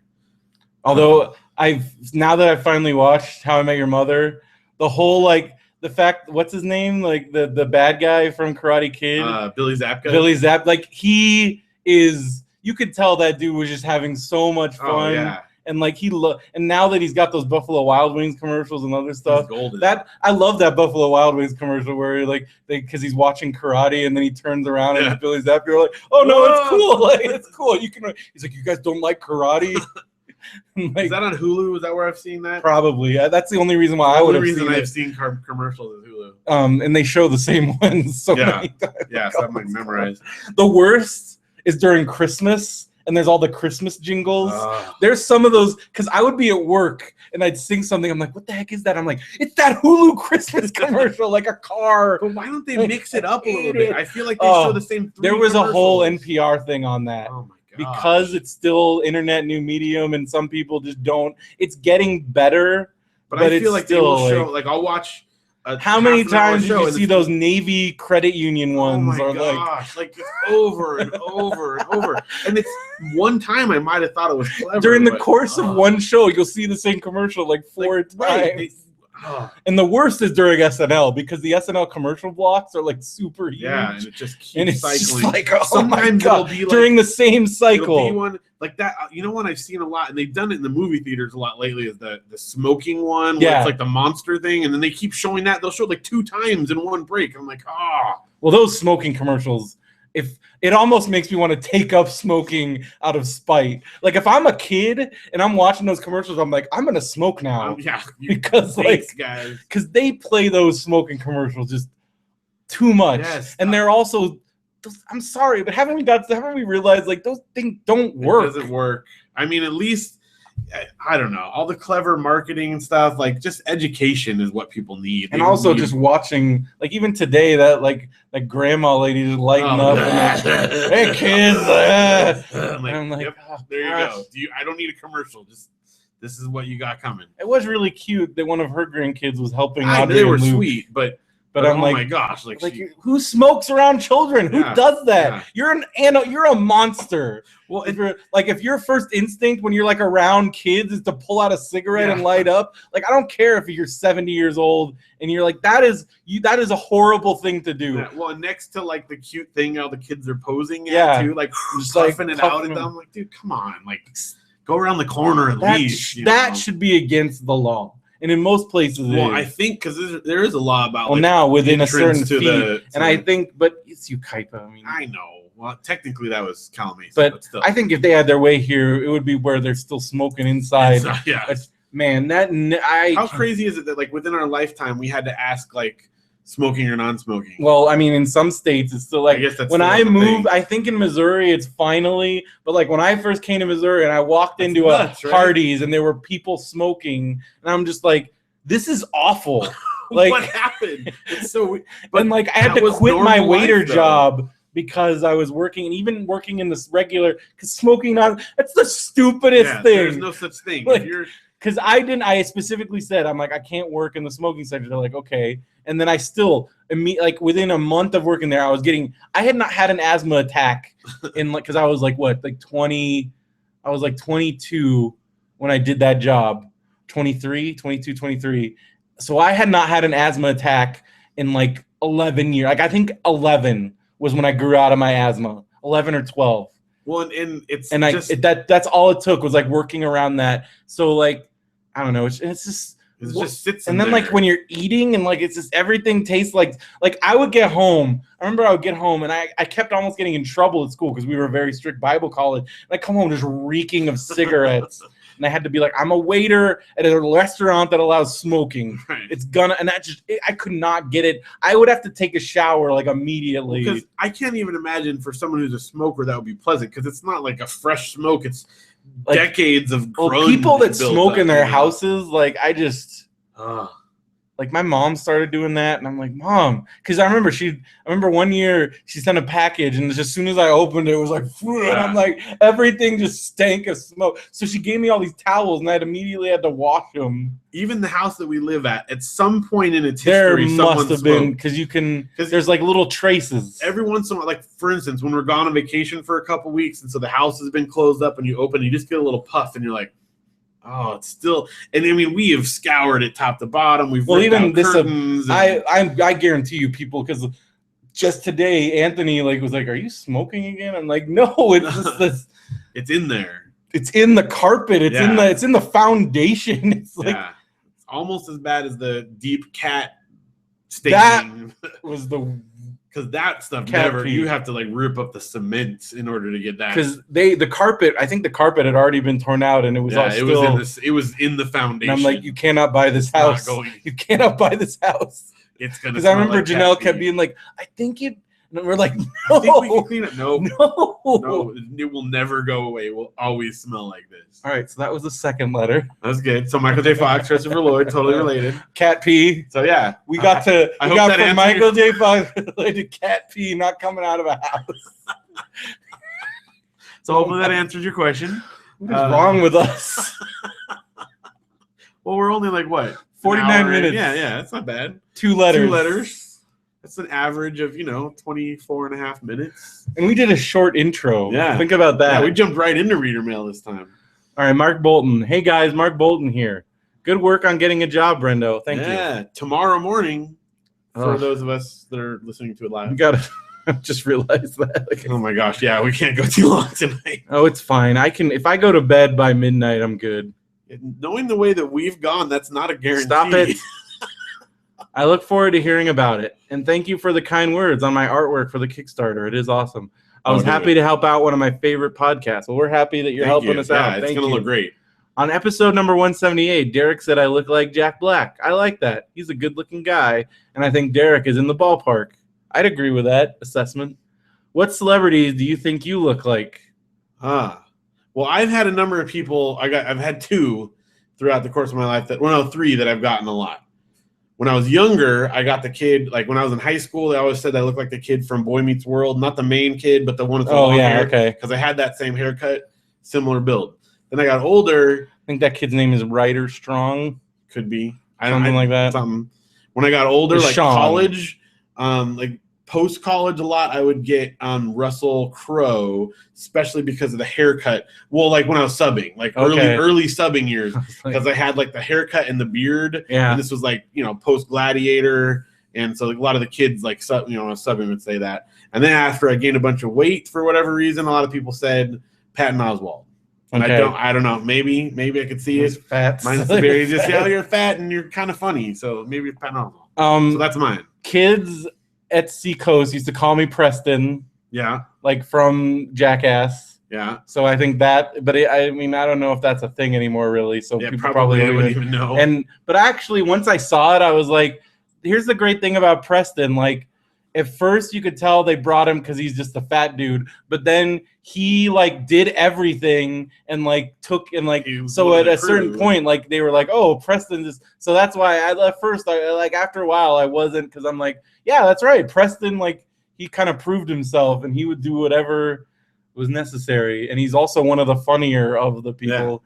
Yeah. So I'll take that. But then Seth Rogen, especially when I had glasses, Jonah Hill, and then now, I don't know. There was a period where I remember I used to get Philip Seymour Hoffman sometimes because of the ginger, yeah, and glasses. Yeah.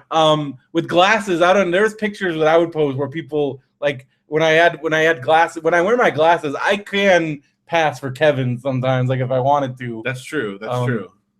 So I don't know. And then somebody once came up to me at a party asking if I was Harry Knowles. And I'm like, oh, wow, I don't know how I feel about that. I don't know. So what do you guys think fats, we look like? Yeah, just you're in the fats category. That's an easy pick. Fat dude. But now, now you got the kid from Terry. Yeah, that was a great movie. And he's just recently in Unfriended. We saw another kid that was in Unfriended. Yeah. And then somebody did call me Angus once.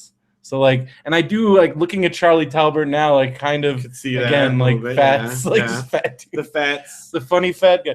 Bobby Moynihan, without if I shave. Well, that's true because the beard changes it too, But I've seen Bobby Moynihan with a beard, and he does look like. Well, me without the beard is more Patton Oswalt than me with the beard, definitely. Yeah. A beard, Patton Oswalt. Beard, yeah. So if you imagine him with the beard, what do you guys think we look like? If anyone has any opinions, I don't know. Like.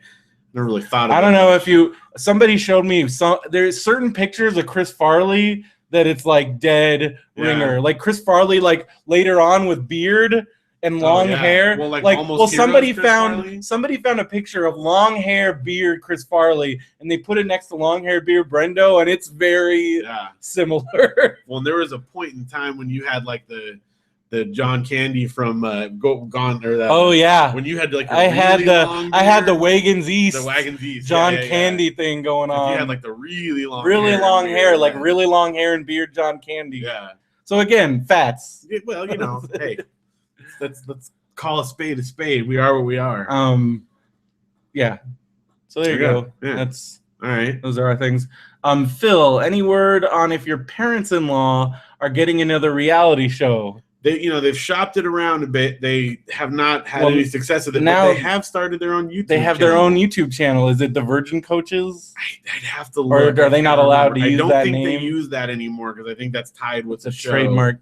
But I think it might just be Bill and Janine Fuller. But I'd have to look. If you want to see more than some more of that sex stuff. You want to see Janelle's mom, Phil's mother-in-law, saying really inappropriate things. If you liked listening to all that, what was the things that got him on what was clip of the week? Today we're going to talk about penises. Yeah.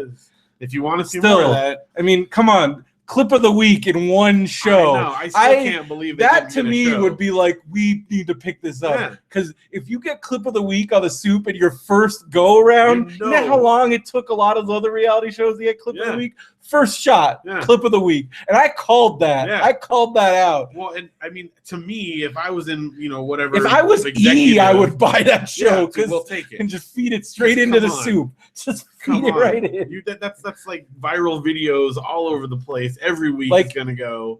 Janine's husband is a walking viral video. Can you imagine if he did have a series and was able to just I was waiting for just the Bill meme train. Yeah. To who knows? Someday it could happen. That is one of the reasons why I do tolerate hanging out with them when I do, because again, they are just walking. They're definitely entertaining. I mean, they are entertaining, and we love them, and they're great. Well, I'll have to look up the. Sometimes they do this. I'll have to look up their actual YouTube channel if you want, but I think it's like Bill and Janine Fuller or something. So if you want to look into that, you can search it on YouTube. So if you want to see weird sex videos, if your you and your wife are looking to spice it up, you might want to tell your wife before you do it so she doesn't come in and see you seeing. I don't know what. I haven't actually watched any of the videos, to be fair. I know that they've got a few things up there, but just in case, you at your own risk. Yeah. That's our little disclaimer. And then they have their website, which is also full of.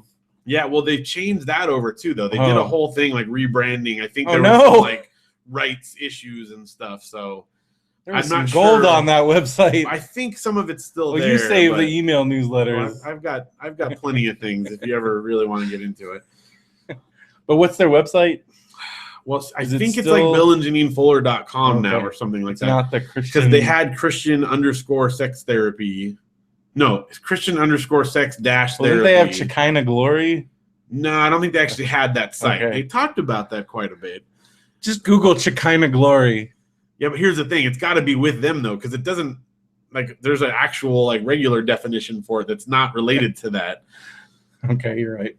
Anyway. Don't Google anything. So, just don't Google it. If you really want to look Bill and Janine Fuller, then you Google that. That'll pop them up there. Tough break on Hulk Hogan and Angus Kidd being racist and turdish in nature. It sucks when your heroes turn out to not be so great. Anyway, love the show. Okay, we were just talking about this. I think I don't want to be hypocritical about this, but after reassessing the Charlie Talbert videos, and Charlie Talbert followed me on Twitter, and I did DM him. I'm waiting a response. I think he learned his lesson because we can't find any more stand-up videos. When he was reprimanded. By Roddy Piper. Rest in peace, Roddy Piper. We'll get to that. But when they told him, don't. And I think my N-word was just he was very nervous. Nerves being on stage. And the guy himself even said, I'm going to forgive him for that because he's obviously and so if he's going to forgive him, not, again, this is way different. I'm not saying, again, I think this was a one-off thing. He seems like a nice guy. Definitely I'm willing to give him a chance. Definitely made a mistake. Hulk Hogan, as I was telling Phil, this whole situation has only gotten worse. Because I just read a whole thing that somebody broke it all down. If you go to, it's on Figure 4 Weekly's website. It's their weekly newsletter, and they break down the court reports that have been coming out. They've gotten a hold of some of the. Because basically what's happening now that has come to light is that it sounds like from what's going on with Gawker now has a lawsuit going on with the FBI where Gawker is the plaintiff. And now the FBI is being put under investigation from the other, they might be under investigation by I don't know who, Attorney General or something. Whoever sues the FBI. Because it now seems like Hulk Hogan may have tried to use some of his power to get the FBI to scrub some of these tapes before they made it out in the open, which they were not successful in doing. So this case is taken on a whole new level of nutsos, where Hulk Hogan, because he knew what was going to come out on these tapes, tried to cover it up. Yeah. For his own benefit, so he could still get his $100 million or whatever from Gawker and not have to deal with what is happening right now. So there's that camp is bad. It's made it even worse. And so now, because the tapes were originally, again, the tapes that originally Gawker got to see because of this lawsuit, they noticed some irregularities, and that led to this investigation against the FBI, which is so nuts and horrific that, like, this is something that could happen. And this guy had a cartoon.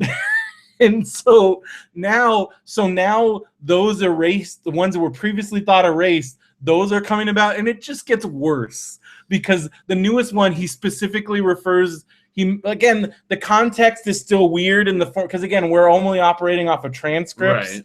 So he may or may not have directly linked the N-word with Jamie Foxx. So now it's not just, because a lot of people are trying to say, oh, he was just mad at this one specific person. And I'm like, I still completely disagree with you, but maybe, but now it might just, looks like it's just getting worse. And then his newest one, derogatory comments towards homosexuals, which like I said, he's already gone down the path. He's just going to knock them all out at once, you know.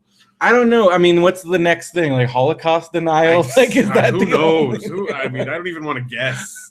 The fact that this is only getting worse, because also here's the other thing about Hulk Hogan that's just driving me insane, and I need to just stop following it, is he should have just deleted his Twitter and stopped, because at some point he's mad, and now he's trying to, and I'm like, Hogan, you just need to go away. And because first of all, I don't think you should ever be like in the public, like again, but if you're even trying to think that you might come out of this at any kind of, you need to go away. But he is still retweeting people. He's specifically retweeting black people saying, I am black, I don't think you're racist.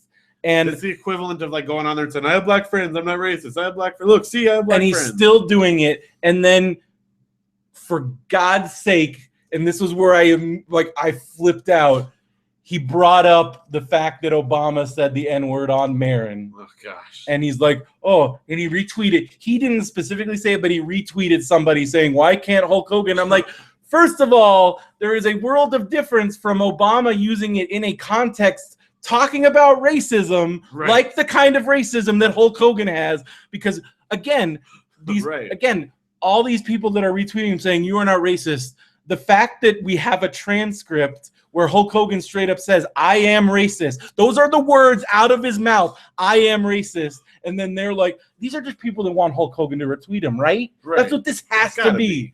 Because otherwise, it's like reverse trolling. I don't know. I know people really don't want to believe, but I'm like, first of all, those tapes are gonna make it out eventually. And I'm like, do you want to be that guy that waits until and he hasn't come out and said, like, that's not me, I didn't say those things. He immediately said it was him. Right, but his whole thing is like, I was having a hard time in my life. I'm like, Hulk Hogan, I get mad every day, but those words have never come out of my mouth. Our last episode has seen the ultimate me screaming at him. Have I ever said the N-word when I'm mad? I was going to say, on our last episode, you've heard it. Moment. You know, you got mad, you said things, but none of those things came out, amazingly enough. And then, as I said before, people are also trying to defend him, saying it was a mistake. And again, like I said, I'm like, I signed a lease on a really expensive apartment. That was a mistake. Yeah. Like, this is not. And then even The Rock, which he already said, he's like, that I'm really upset about his thing. But then he said, and then he said, but we all talk trash. And I'm like, no, Rock. No, we don't. Stop saying that. Stop. Everybody needs to stop saying, because guess what? Guess who says racist? Because some of you even said, like, we've all said racist things in private. I'm like, no, we haven't. You know who does? Racists. Well, and it's not even like this whole thing is just so I went upsetting. on a little binge of watching like bloopers or like the worst, blah, blah, blah. It's not even like a bad scripted thing where like some people. This is in private moments. Terry Bollea in complete privacy saying N-words, effing N-words. I hate N-words. Yeah. I am racist. I guess I'm racist. We're all racist. Yeah. I'm pretty much quoting what he said right now. Yeah. I don't see, like, I'm sorry, but you guys, it's different. It's not. We all just need to come to and also I feel like, again, the way people are trying to dismiss this is the reason why we are at this place with race relations, because people still think racism is people in black hood and white hoods, and this is why racism is still alive, because we're dismissing it. Right. I think that is part of the problem. Or allowing it because it's someone who not, we love, and also whatever. Because it's like, what is it going to take for people to acknowledge? And this is why, because we're dismissing this, and because I'm sorry, but like other black people are dismissing it, it's only creating this where white racist people are gonna be like, see, it's okay. Like, we're further. I mean, I think that, people. Okay, I don't want to just say it was a mistake. I'm going to tread carefully. I think it's possible for someone to, I mean, if he was begging for forgiveness and then the fact that he is not. It's not even. He did that at first, and then at some point, I don't know what happened, but now he's doing this, on the offensive, and I'm like, oh goodness.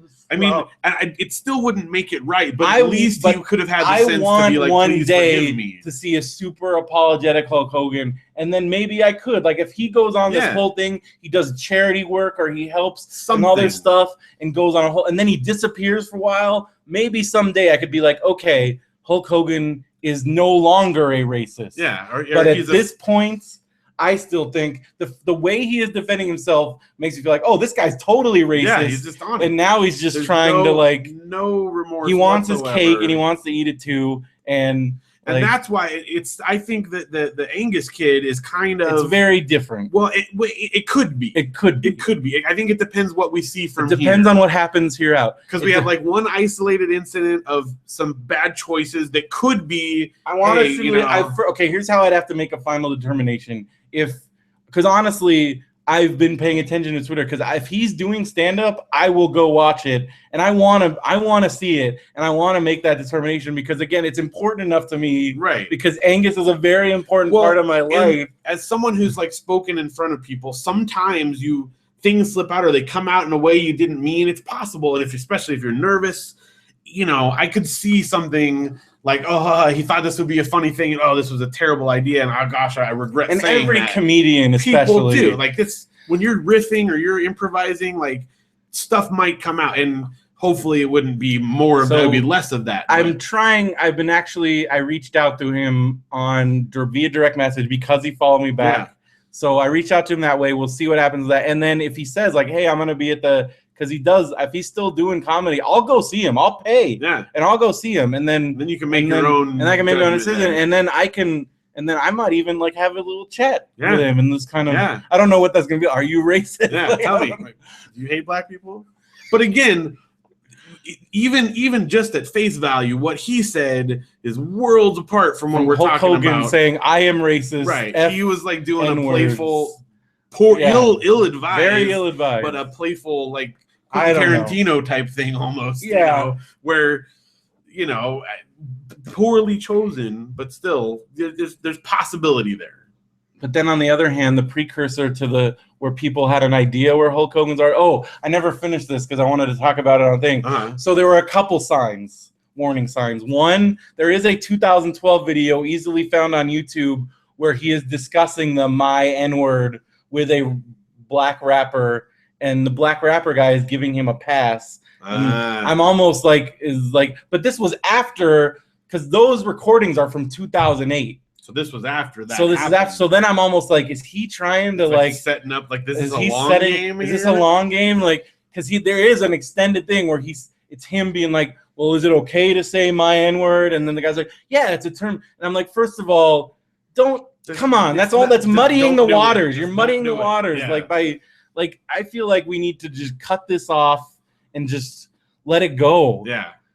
I'm sorry, but because of the whole institutionalized racism, I feel like we need to stop trying to save that word. We need to start drawing some lines in the sand here. Yeah.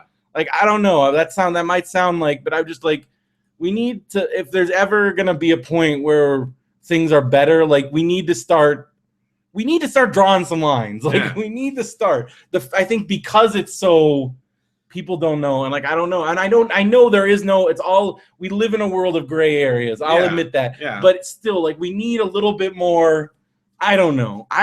If nothing else, I would just say always err on the side of being respectful. Like if you have to ask, is this going to be offensive to an entire people? Don't say it then. Just don't. You don't need to. You probably don't. Am I gonna and not just offensive, but is this like gonna be a derogatory, oppressive word that might make people feel that way? Like, then don't. If you even think that might be, there's other. So there was that video, and then recently in the past year, this actually made the rounds on like social media and news sites. Hulk Hogan has a restaurant. Said it correctly there. Oh, it's good. You can say it however you want, but yes, that was a normal pronunciation. And there was a dress code posted. Actually, I need to show it to you because it is basically. This is the early signs. This is like the equivalent. This is I can immediately special edition. So just typing restaurant in Google, Hulk Hogan restaurant rules, Hulk Hogan restaurant racist. Let's just click on this. So this is from earlier last year. So you could see the dress code. So this was the dress code added. Let's try to guess what this dress code is saying. Dress code will be strictly enforced. Okay. So at first it's like shirt and shoes. Okay, standard that stuff. Makes sense. Then we get no plain white t-shirts or otherwise oversized t-shirts extending past the mid-thigh. Okay. So really long t-shirts. So my pajama shirts. No attire containing profanity. Okay. Okay, that's not that weird, I guess. Like that's weird. Then no sports or sleeveless jerseys. No excessively baggy attire. No low-hanging pants or shorts. Okay. Pants or shorts must be worn at the waist. So what now, fat? Like now you're like eliminating. You're eliminating fats and a certain type of person. Yeah. Yeah. So okay, fine. Now it gets really, again, like they're really. When you're in question, no hats, caps, or visors worn sideways or back facing. Okay. Okay. We're way past. Yep. Like if you had any doubt what they were trying to say, this next one and then here. No do-rags, and then this last one blows my mind because no do-rags, skull caps, or bandanas. Phil, you're only slightly familiar with Hulk Hogan. What is Hulk Hogan wearing in every picture you've ever seen of him? I'm pretty sure a bandana is part of that arrangement. So what the hell? Yeah. Well, not to mention, what about all the ranchers that are coming in and the farmers? And then no torn or soiled clothing. Okay, well, that's a problem for me. No work boots. No oversized or excessive jewelry. So Mr. T can't come in. That's a specific thing there. So, like, this is his restaurant. That's what or he, like, is a part of this?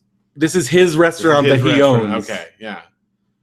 And, but then he did threaten to revoke their right to his name unless they got rid of the dress code. So we did but this was something but that got by. That was like damage control. Yeah. So then, but then here's the other quote so TMZ interviewed somebody at the restaurant, and this is, so we spoke with an employee at the restaurant who said you can wear just about anything for lunch or dinner, but the dress code is strictly enforced during concert events. Oh, now it's becoming even clearer. Yeah, okay. When we asked him about wearing oversized jewelry, he said, I don't want to sound stereotypical. And then he realized, I'm on television. They were basically saying, we don't want a certain type of person. Like, so this is like this is his special edition moment here. We should have seen it coming. Again, and people did bring all this stuff up when this all dropped. Like, are you guys really that surprised? That's just is insane to me. Like, I mean, what I can't believe is that I guess it's hard to get inside the mind of someone who is like a racist or a bigot or whatever, but if you really feel those ways, you can't like keep that to yourself. Like you feel like you have to spew that out. I feel like that means you're super racist. But I feel like you have to get it out. I guess it's hard to like understand that thought process. But I guess if that's in there, maybe that's just a part of it. I don't know. I don't know because I'm not a racist person, and so then this is why this is because again I even tweeted this, like when people say things like Hulk Hogan just made a mistake. My immediate thought is, so this person is writing off. So has this person made mistakes? Right. And then I'm questioning that person. I'm like, Everybody's when somebody's saying like, "Oh, it was just a mistake," I'm like, so what mistakes have you made if you're writing this off as a mistake? Well, and even if it was a mistake, there's consequences for making mistakes. And my whole thing about mistakes is, again, I signed a lease I shouldn't have. That's a mistake. Yeah. Disparaging an entire race of people. Yeah, that's a little bigger issue. I don't know how you do that by mistake. I'm sorry. I could talk about this for a while. I guess we need to move on here. Well, that's our third letter. Oh, wait, we didn't finish the first part. This is an important part of the end here. So, again, Mark's mixing it up, and I still contend that I will win. But Mark is now Sphinx of Doom by Halloween 2015. So we've moved it back. He was at July 4th. You can't have Christmas because I already have it. So once it does get past Halloween, and I can almost guarantee you, we know it's not happening this month because it's too hot. It's too hot. I'm sweating sitting right here. So we're at the very least maybe September, and I'm sorry. It's not gonna. Sorry, Mark. Again, we were talking. We've known each other since we were teenagers. I mean, literally. When you made this prediction, what was it, 2 years ago now? Yeah. You knew everyone's like, Brendan, that's ridiculous. Nope. You knew exactly what you're It might even go past that, but because I'm the highest, I'm the lowest, I'm the closest bidder. There. But I mean, well, also if somebody, I guess Mark could change again. That's true. I think it's gonna go. To be honest, I think it's gonna go past Christmas 2015. Because the table that we talked about putting together forever, you finally just came over because you wanted the table and built the thing. And that was a good year. Yeah. So, well, no, because we got it at Christmas. Okay, so that was 6 in July, months. so 7 months. But the Sphinx of Doom was Christmas 2013. Yes, and it's almost entirely assembled, except the part that's never going to get finished. Except for the part that. Here's what it's going to take. Audrey is going to have a little growth spurt. Luke's going to have a growth spurt. Phil's going to go out there and it's going to look like it's about to collapse. And this is going to be a year from now. And it's going to look like, it's starting to tip over. Better do it now. Okay, here's the funny part. But then you're going to start, and then here's going to be Phil's mindset. Kids, are you really going to play with this that much longer? Maybe it's done. It's done. And then it's never going to be. That's actually, if Christmas 2015 doesn't happen, that'll be my new thing. Never going to happen. I talked with my dad about this because I distinctly remember when we were kids, we had a swing set in our backyard. Yeah. And Dad set it up. We had a chain link fence around the back, and he set it up right by, and he never mounted it. And David and I had it so that we could swing on the double thing, and the whole thing would tip, and then it would tap the fence and come back. So we didn't tip the thing over because we would tap the fence. There is a fence. So, I was just saying, we never had it. And he's like, yeah, that probably wasn't safe. We probably should have, I'm like, at some point, your dad is just going to. He's probably just going to have to come and do it. Out of concern for his grandchildren. But I'm telling you, I distinctly remember we knew just how far we could. That's a side bet. I think Tony Vecchio is going to just come over with the stuff, just like he finally, and he'll call me and he'll be like, Brendo, I'm over here with the swing set. But we did say that would count. That whoever gets it done, if my dad, because he helped me build most of the things. Again, anyway. I'm still guessing holiday time of this year because that's when he's around. If that happens, because that's what keeps happening is people keep giving us stuff at Christmas that I got to put together. Then you're gonna get the next thing, and then we can all bet on that. There you go, Christmas time. I think somebody's gonna be a jerk and is gonna buy you. I think somebody, not on purpose, but there's always that family member.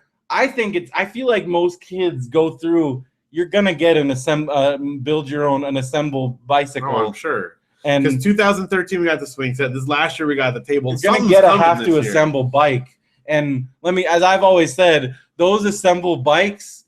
My dad, the engineer who could assemble anything, he gave up.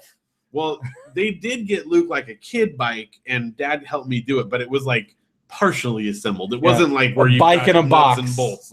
Those. And again, my dad, the engineer, he threw in the towel. He's like, "We're going to Playco." Yep. I completely believe it. We were just talking today because this week we've been putting it off. Our garbage disposal has been broken for months. At this point now, it's rotted through a hole on it. So you can't put water through that side of the sink. Because literally there's a hole. It was there when we moved in. Who knows how old this thing is? And what kinds of I feel bad for the dudes that are gonna get to go in there. I know because you're gonna have to tell them to wear hazmat. We're paying them to take it out, and I'm telling them I'm sorry, it's been in there. There's gonna be some stuff coming out. Stuff is coming out of there, and and you were laughing because the garbage disposal only costs like $84. It's going to cost me over $100 to get them to install it. And you're full on willing to every penny. I want my fingers attached at the end of this project, and that's the only way it's happening. So they're supposed to, I don't know, they're going to call on Monday. So I'm not even going to approach that. Plumbing, once plumbing is involved, forget it. I'm out. Yeah, I was even scared because the guy even told me, because when mine wasn't working, he's like, oh, you just got to get an Allen wrench in there. And I'm like, oh. That part I've done because that's easy. But, I mean, we're talking plumbing. We're talking spinning blades and electricity and water. There's no way I'm touching any of that. Well, plus, that's always the big tease in various horror movies is the garbage disposal tease. And that's like the worst. Yeah. Well, I mean, ever since I saw Goonies and she's putting his hand in the blender, I'm like, hit puree. No, I'm not going anywhere near that stuff. Yeah. I know he did. He kept his hand, but that was only because it was a kid movie. All right. So, well, thank you guys for writing. We're an hour and 20 in on 3 writing letters there. Well, if you don't feel like writing letters, you can listen to podcasts. That's a good thing to do. And you can do it on Stitcher. Yeah. And if you haven't signed up for a free account on Stitcher yet, totally free. You can access your podcast on any device, and it's streaming, so you're not downloading stuff. Yep. And you can pick up on, so like let's say you're listening at home on your web browser, then you can take it to your phone, and then you take it to your iPad, and you can just pick up right where you left off, saves your place, and it's streaming, and it's great, and they have all the Benview Network podcasts are on there. That's all right. But if you haven't signed up yet for the free account, use the code BrendoMan when you do. And when you're listening to our show or any of the other great shows, make sure you thumbs up. You can even comment if you're tied into Facebook, and it keeps all your settings, and it's great. Yeah. And I just have my playlist of all the podcasts, and it's awesome. And I mean, you've seen I made some progress on my puzzle because I've been listening to puzzles and podcasts. That's my thing. Tim from Comic Nerds Unite just published an article. I can't remember the website it was on now, but he published an article about the benefits of podcasting and stuff. And he did like a bunch of really clever shout outs within it. Nice. Where he's like, you could, for instance, do a podcast where there's a choose your own adventure. And he like did like little things. I don't know if he like specifically called ours out, but one of them he talked about like having your listeners be intimately involved with the show. You know, they can interact and write letters. And he said some shows will even read the letters out and talk about them. So I'm going to just claim that he was referring to ours in that. I'm sure there's other shows that do it, but so that we can have our own shout out in this article. I appreciate that. So, yeah. But yeah, so Benview Network podcast. Go to BenviewNetwork.com and check out all of the Benview Network podcasts. We got Benson's Boombox, Benview on Spielberg, Comic Nerds Unite, Dinner Party Small Talk, Extra Damage if you like the video games. Definitely. Flagons and Dragons if you like Dungeons and Dragons and beer. Or Danny Kaye. Or that. Wait. I told you, it's from the court jester. The flagon with the dragon has the brew that is true. The vessel with the pestle. I told you about this. No. It's I don't know if that's where they got it from or not, but Friday Night Film Fights. All right, anyway, moving along. Grissom on the Run, baseball. Matt and Brendo's wrestling show, if you want to listen to old shows about wrestling. Or another one soon. Sometime, maybe. I don't know. Somebody specifically said, when are you going to do it again? And maybe that might be the spark. That's it.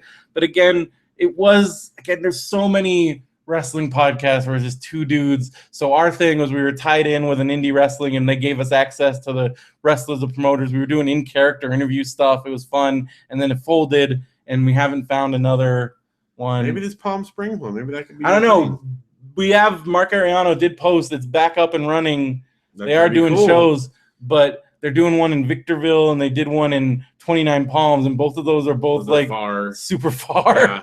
And I don't have any money right now, so I'm like, maybe the next show. If they do one in Palm Springs, I'll go. Yeah, that's cool. Like, or somewhere, but like 29 Palms, like way the heck out there. It's like an hour or something like Plus, that. Plus, that's maybe like a little more. That's the scary desert. Like that's the desert where like you're like people die out here. It's not that people bad. Leave bodies. It's not that bad. So it's not. So, but that 29 Palms is when you're like past Joshua Tree, isn't it? No, I think it's like to the side of Joshua Tree. So it's not that like super scary desert area like when you're driving to Laughlin. Well, I thought that's what it is. No, it's not that. It's like when you get to when you're going through that area and then you finally get to a town. That's 29 Palms.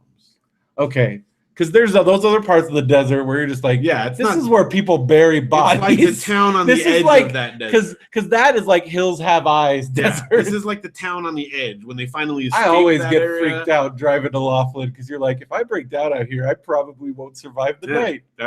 This is the town where you would have crawled to safety in. So it's on the border there. But it's still far. It's far. And there's a military base. Yeah. And anyways. So where were we? Matt and Brendo's wrestling show, Midnight Marinara. Lots of awesome. Which also got a shout out in the article there. Check that out. Nerd's Eye View, Pick Your Path, which is the Choose Your Own Adventure podcast. Picture Start with Derek Armijo, Pillage Cast, classic episodes, Popsicles. Just listen to those; they're great. Yeah. Shut Up, Leonard, and Star Wars Nerds Unite, which I was just telling Anthony about today because he was saying he's been listening to some Star Wars podcasts. Yeah. I'm like, well, if you listen to Star Wars podcast, because they talk about the new canon now that the extended universe is what's now in, and so all right. So just today we were having some website issues, and I might not have had those because this was on my non-DreamHost site, and so I was trying to because the great thing about DreamHost is that they have one-click. WordPress installs and various other software installs, and it updates, and you don't have to worry about it. So that wouldn't have happened. That wouldn't because I'm doing on my other site where it's all the BrendoMan.com family of sites, and that's on our virtual private server, and I have to do everything myself. And I broke the blogs because I was trying to update it. You preemptively told me, you're like, I know you're going to be calling me about this today, but the sites are all down. So I had somehow, but if I had been using the DreamHost one-click installs on there, like I do with Radio BrendoMan, you never have to worry about that. It would have just been fine. It's just boom, boom. So if you want to have that boom, boom service, what am I, Colt Cabana? Boom service. Wait, that's another crap. I'll get this. Anyways, I watched the Wrestling Road Diaries, so we'll talk about that. Okay. That's been sitting here for a long time. Yep, and I finally did it. So then that it's Colt Boom Boom Cabana, and his theme music is like boom boom Colt Cabana boom boom Colt Cabana. So I got that in my head. So boom DreamHost. DreamHost. Save $50 off your DreamHost account and a free domain registration. And you get a free domain registration if you use the code Radio BrendoMan. And I'm going to use this time again to remind Dave and Matt to pay your DreamHost thing so that you can get your website still up. Because they will eventually just jettison your stuff. Yes. That's nice enough that they keep it around. They don't ever waste that. Well, you know what else you don't waste? If you don't want to waste your time waiting for packages. Oh, dude, that was a good one. Yes. Cunt doesn't lose it when we're like so proud of it. Now it's over. Yeah, you wasted that whole smooth transition. Well, you know what's smooth is the shipping at Amazon Prime. That's right. And it's $99 a year, but if you're not ready to make that $99 commitment, which I'm telling you, it's worth every single freaking penny. But you can get a 30-day free trial of Amazon Prime by going to radiobrendo.com, click the Amazon free trial, Amazon Prime free trial link, and you will be jettisoned into a world of free streaming, 40,000 title library, including HBO titles. Yes. Lots of if you don't want Mortimer Gibbons that I've been raving about is on Amazon Prime. Is that an Amazon exclusive I show? believe it is. Also, the new big rumor that happened this week is Amazon Prime signed, if you're a fan of Top Gear on BBC, Amazon Prime signed all the Top Gear guys to do a show that sounds a lot like Top Gear. Because everybody loves that. So if you're a Top Gear fan, it sounds like it's going to get picked back up. It's going to start back up again on Amazon Prime. And if you're ready to do that, make sure you click at the radiobrendo.com. Yes. Click the Amazon Prime trial. You also get their super fast, guaranteed 2-day shipping, usually faster than that. And in some cities now, same day. Which is insane. You order in the morning, it gets there by the evening. That's pretty cool. That's crazy. And they do I get stuff on Sundays sometimes. If you order them on, I saw the mailman out on Sunday. Yeah. What's going on? I still don't know, but we got packages not today. I guess it was last As Sunday. USPS, is this their last gasp? I guess. Come on, guys. Please. We'll still deliver stuff on Sunday. That's got to be it. I don't know. But let's say you've already got Amazon Prime or you just aren't ready for that commitment, but you still want to help out the show. Just buying stuff on Amazon. Just buy stuff like you Because everybody, come on, we all buy stuff on Amazon. We bought stuff on Amazon today. I bought a book the other day. We got the kids' Halloween costumes. I know. What'd you get? They're doing Zelda and Link, but Janelle got like all.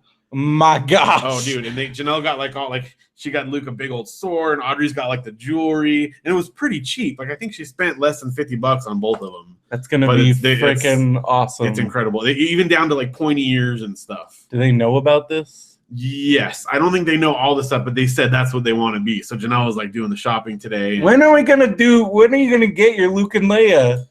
Soon. Here's the thing though. Audrey bargain with Luke. This is like the deal with the devil here, because Luke's like, I want to be Luke and I want you to be Zelda, and she said she would do Zelda with him this year if he'll be the Nutcracker next year. Oh no, like the full-on Luke Nutcracker. What did you do? So he signed a deal with the devil. Audrey is like a wheeler and dealer. She's like, I'll be Zelda, but you got to do this. So wait, Nutcracker. Is this because of Fantasia? Yes, she is obsessed with Fantasia. What's going on with your daughter now that she's obsessed with Fantasia? Because she likes to dance. Because she puts them on and dances. Let me tell you, that proves the awesomeness of Audrey. Because when I was a kid, you would not catch me dead watching Fantasia. Because Fantasia, boring, capital B. And she's watched that and the new one. And Fantasia.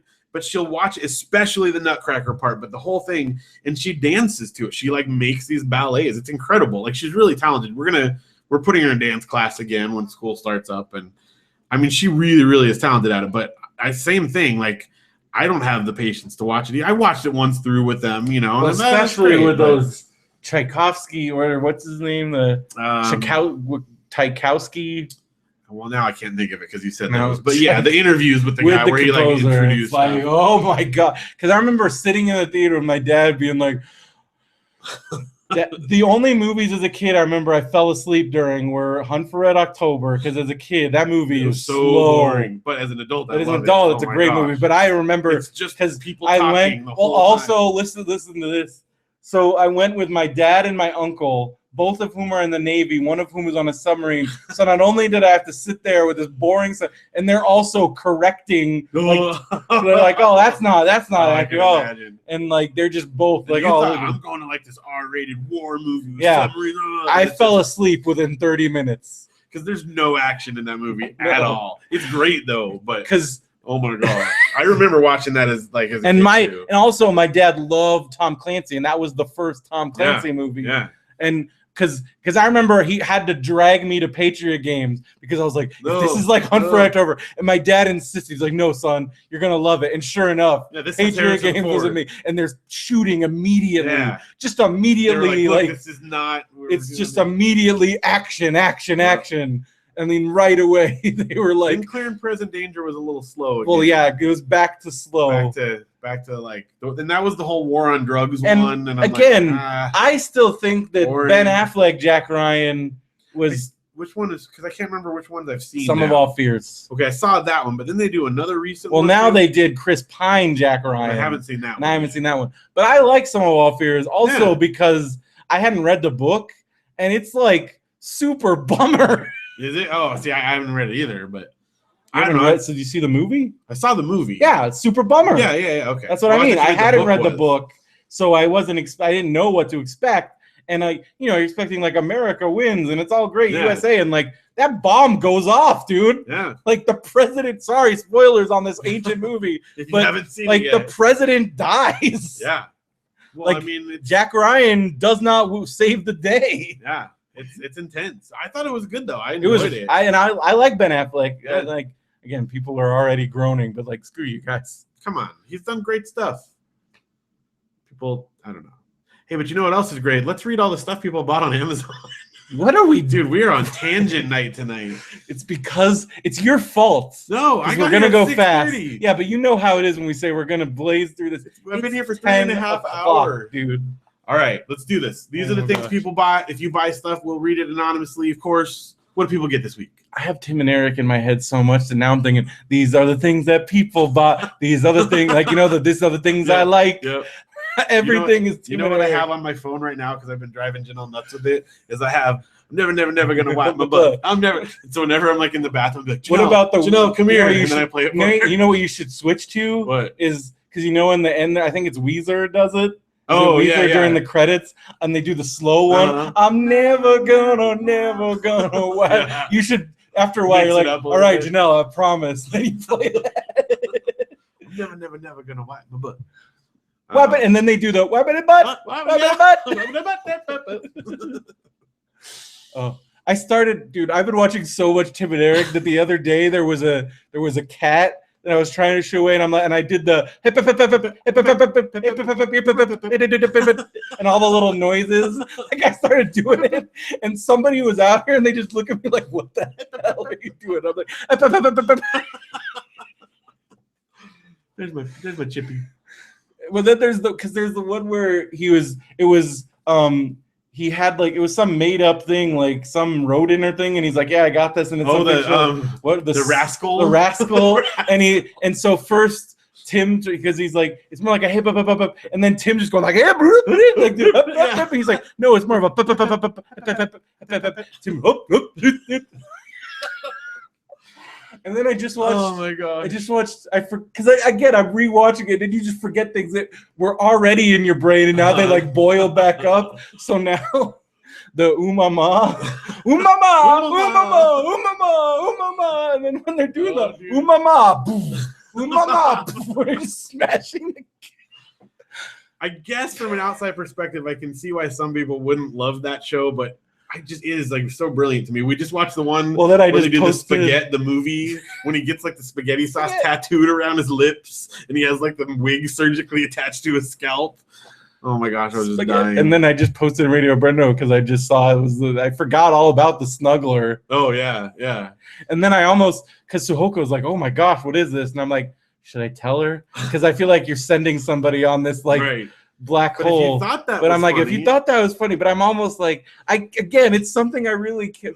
But I'm like, but Snuggler's pretty out there, but still, it's a little more. It's still like Zach Gillis, but it's still really freaking weird. Yeah. And it does feature him just puking everywhere because he's like, which is pretty standard Tim and Eric there. So I'm like, if she loved it, so I'm like, oh my gosh, I could. But again, opening that into someone's life because if you really love it. Like you love it with your whole heart. Oh, yeah. And I'm like, do I want to do this to somebody? Like, because even Matt Zapp was like, you jerk. Like, because he got back in it. He was out. He thought he was out. And he posted a video. Like, but then it's weird seeing people post videos that don't realize it's from Tim because they're like, what the heck is this? Because I just saw that's the reason why I got back in again was because somebody just discovered the I Sit On You video. They're like, look at this weird thing on the internet. I'm like, oh, buddy. Like, oh. Because I'm like, first of all, this is like tame. Like, this is pretty. It's weird, but it's like, but also, it was also, I think it was somebody that we knew. And I'm like, oh, dude, I got to fill with a picture with that dude. Like this. Yep. And wasn't he like not wearing a lot of clothing? I can't remember. There was something weird. I know it was kind of awkward. Like, hey, can we take a picture with you? Because we're like, it's the I Sit On You guy. Yeah. Well, he's in a lot of stuff. Yeah. Well, anyway. So people bought stuff on Amazon. How the heck? Dude, tonight is like stream of consciousness, I'm telling you. BK caps, cotton flat, Bill floral, snapback hats. I can't believe that now snapback is like a cool thing. Like just the little snaps on the back of the hat? That used to be like, that's a dumb hat. Right, that's cool now? It's come back around. Huh. I thought, because I remember as a kid. So this is BK caps. Let's see this. So like British Knights? I know. I'm like, what? I don't think that's British Knights. See, whenever I see BK, but I think this is just a BK. Were they like banned at your school too? Oh, yeah. Okay. Because they were like gang. I feel like it was banned everywhere. Yeah. Because, I mean, it got even to where they were banning LA gear. I was going to say LA gear was banned too. But I had the LA gear. I had the light ups. You know, it's funny. Like, I had, for whatever reason. Well, and you want to know. Well, LA gear and British Knights, it was Double Dare, wasn't it? Like, because that was on every. Yeah. That's how you advertise to children is things that are prizes and kids TV shows. Because like I wanted to go to space camp so bad. Every kid, come on. And I feel like half of us would get to space camp and be like, "What is what?" This is not because I imagine I'm going to space. Yeah, it's like the movie. Well, the movie. I'm going to space. I want to go to space. Because like I know that was like yes, they want to get kids, but I'm like. Don't tell kids that you get to go to space when you because when people get to space, I guarantee you there had to have kids that got to space camp are like, what? This is camp. This is just camp. Yeah, with like a. This is nerd camp. Where's the robot that talks to me? That's my friend. Where's Joaquin Phoenix? Where's Joaquin Phoenix? Yeah. Sorry, at that time, Leaf. Oh, true. Phoenix. That's true. Yes. We just had a whole discussion about this with Benson because Benson has been studying Joaquin Phoenix. So I asked him, "Have you seen Space Camp?" And he said, "No." I'm like, "Well, then you haven't." That's essential. Come on, that's an essential. Yeah, come on. But he did. He mentioned, was he still Leaf Phoenix? I'm like, yeah. He's like, yeah. So we got a whole thing about that. I'm like, it turned out he didn't think his name was cool. Like he wanted to have a cool name like River. He didn't think it was weird enough. So then he went Leaf, and then he went back to Joaquin. Because like in Parenthood, he's still Leaf also. Yeah. Which I gotta say, I like because my whole argument was I think I like young Joaquin more than I like current Joaquin, because at this point, current Joaquin, like after the documentary and all that stuff, kind of I'm like, oh, this is. I mean, I still think some of the things he does are really funny, but at some point I'm like, I don't know, he's wearing on me a little bit. I'm hoping he'll do some, I don't want to say mainstream, but get back to doing something for real. To like, well, I mean, he did Inherent Vice, which I still haven't seen. I have not either, and I want to see because I mean, I really like. I think I'm gonna like it, but I mean, I know it's a mixed bag. But I mean, I've liked all of P.T. Anderson's movies, so I don't see why I wouldn't like that one. There's the Derek influence now. He really doesn't like it, and he antagonizes Benson because Benson really liked it, and to the point where he's got the chops, and like yeah. Benson found corduroy pants. Really? It almost made me want to find some corduroy pants because I'd wear corduroy pants. Get the swish. And they're so comfortable. Yeah. I remember being bummed when corduroy pants went out of style. Well, talk about like when you're talking about chafing, like that takes the friction for you. The pants take care of it. It's like a fat's dream. Well, that's what Benson was saying. Do they have cord cargos? That's the dream. Whoa, you just blew my mind right now. Can you imagine cord cargos? I'd buy those in 2 seconds. This could be a new thing. I don't know. Now I want to look it up right now, but like we can't. No. What are we doing? All right, what's the next thing someone bought? Apexel 20x HD macro lens with universal clip for smartphones. So this is a zoom lens that you put on your phone. That's cool. I've seen people with those. I think Topher has one. It's amazing because there was a long time when you would like make fun of look at that. You just clip pictures on a phone, but like they look as good as anything I ever. Well, I mean now, I mean you're looking the specs. If you look at the specs, it's the same as a digital. Yeah, I mean like it's getting pretty nuts. Unless you're like going a full on professional camera and you know what you're doing, that's about as good. Well, I feel like the point and shoot like digital camera industry is going away because when was the last time we have them around and we use them as backup, but rarely do I bought a used one several years ago, and then I haven't taken it out in like 3 or 4 years, and it's an old Sony one, so you have to use a freaking memory stick. Yeah, which are the proprietary ones, so they don't work on anything else. And you can't I don't even think it's hard. They're hard to find now. Yeah. And like it's just really small, so like it fills up really quickly, and it takes batteries. So like, oh yeah. We brought ours like on vacation, and we let the kids. That's where we got a lot of pictures. And your kids' pictures were really good. And they think about it. They're like framing them and getting cool stuff in there. It's kind of fun. All right, so we got that. We got Mad Max 35th anniversary Blu-ray. Wow, nice. 35 years. Crazy. And then he came back and he did. And this is impressive. I didn't know this was a thing. Oh yeah, what's that? The collected works of Hayao Miyazaki on Blu-ray. Jeez, and it's an Amazon. Oh, dude, look at that. Oh, it comes in like a cool box. Oh, that's cool. Dude, dude. So it's got like a little Porco Rosso like on a drawing table, and then it has a booklet. I still haven't seen The Wind Rises. I haven't either. Really, really cool. But it's got like say Spirited Away. It looks like it's got them all. Nausicaa. Kiki, so Ponyo. So yeah, this looks awesome. Do you remember Audrey singing that like when she was little? When she was tiny little fish? Oh, it's $225. Wow. But well, thank you for someone for buying that on our thing. That's for sure. Gosh, that's awesome. So you got Lupin III, So Castle of Cagliostro, which was the first. Yeah. So this is all 11 movies directed by Miyazaki. In Blu-ray, like HD. And Nausicaa, Castle in the Sky, Totoro, Kiki's Delivery Service, Porco Rosso, Princess Mononoke, Spirited Away, Howl's Moving Castle, Ponyo, and The Wind Rises. Nice. And it includes a 1972 television pilot that was directed, storyboarded. So it even includes, and then a series anime that was directed, featuring storyboards by the filmmaker, uncut version of his retirement press conference, and then a book. Wow, that's cool. It's pretty awesome. Is that a pre-order? It looks like it's not out yet. It is a pre-order. Pre-order. Okay, that's sweet. Cool. So yeah, that looks pretty awesome. Thank you. So we don't get the money until it ships, but somebody. Still, that's cool.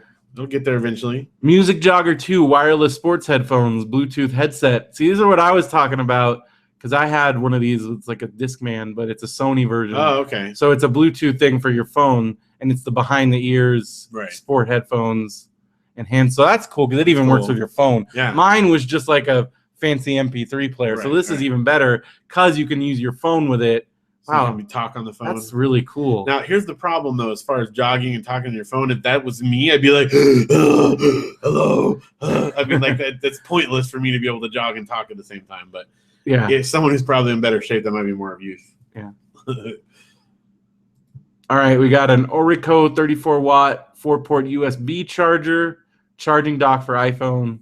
So it's like a charging dock. We got Dixon Ticonderoga Beginner's Primary No. 2 pencils without eraser. Why are you buying without eraser? I think they're like the kindergarten ones, like the big fat ones. Yeah, fat boys. Yeah. So that's right. You know, for kids with small hands, and then you have the big erasers that go with it. You know. Oh yeah. Okay, that's cool. Yep. Nice. So pencils and composition book, primary grades. This is back to school shopping. And then Crayola sidewalk chalk. Watch them wiggle eyes. Oh, those googly eyes? Yeah. Like for a craft? Yep, googly eyes. Googly eyes. Nice. #1 bestseller in craft wiggle eyes. That's the whole category. There's a category of craft wiggle eyes. They worked great for my project.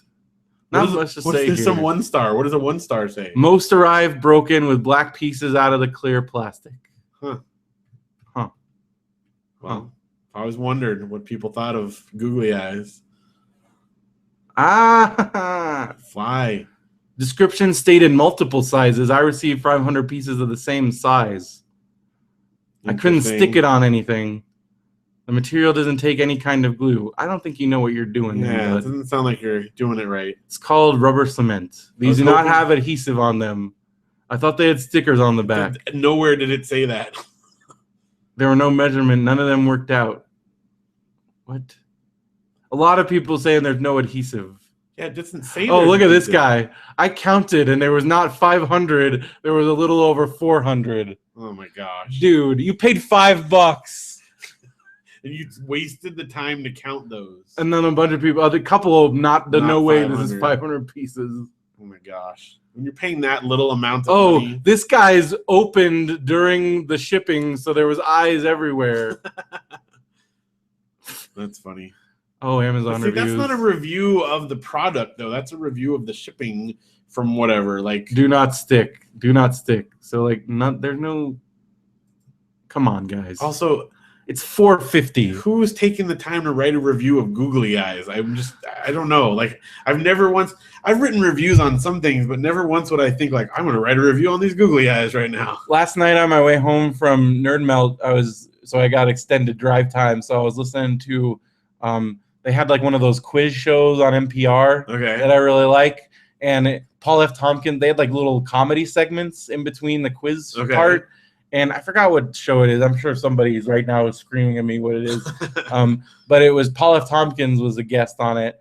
And I guess it's like a regular thing. And he did dramatic readings of 1-star Amazon reviews for books. Oh, that's so awesome. He read like 1-star reviews of The Hobbit, 1-star review of like Beowulf, and the one from Beowulf was just somebody going, "It's so old." The whole time I was reading it, I just couldn't get over how old it was. And imagine Paul Tompkins reading it like dramatically, and then another one where this guy, awesome. The Hobbit one where this guy's like, Bilbo is just not entertaining. I don't understand why he's even there. What is the purpose of Bilbo's character? And it goes on. And Paul Tompkins is reading this in like a really nerdy voice. Oh my gosh. It's really funny. That's awesome. And I'm almost like, well, I guess we've started reading some of the reviews on stuff. which is funny. But anyways, well, thank you guys for buying stuff. That super helps us, and we appreciate it. Keep doing that. What else you should keep doing?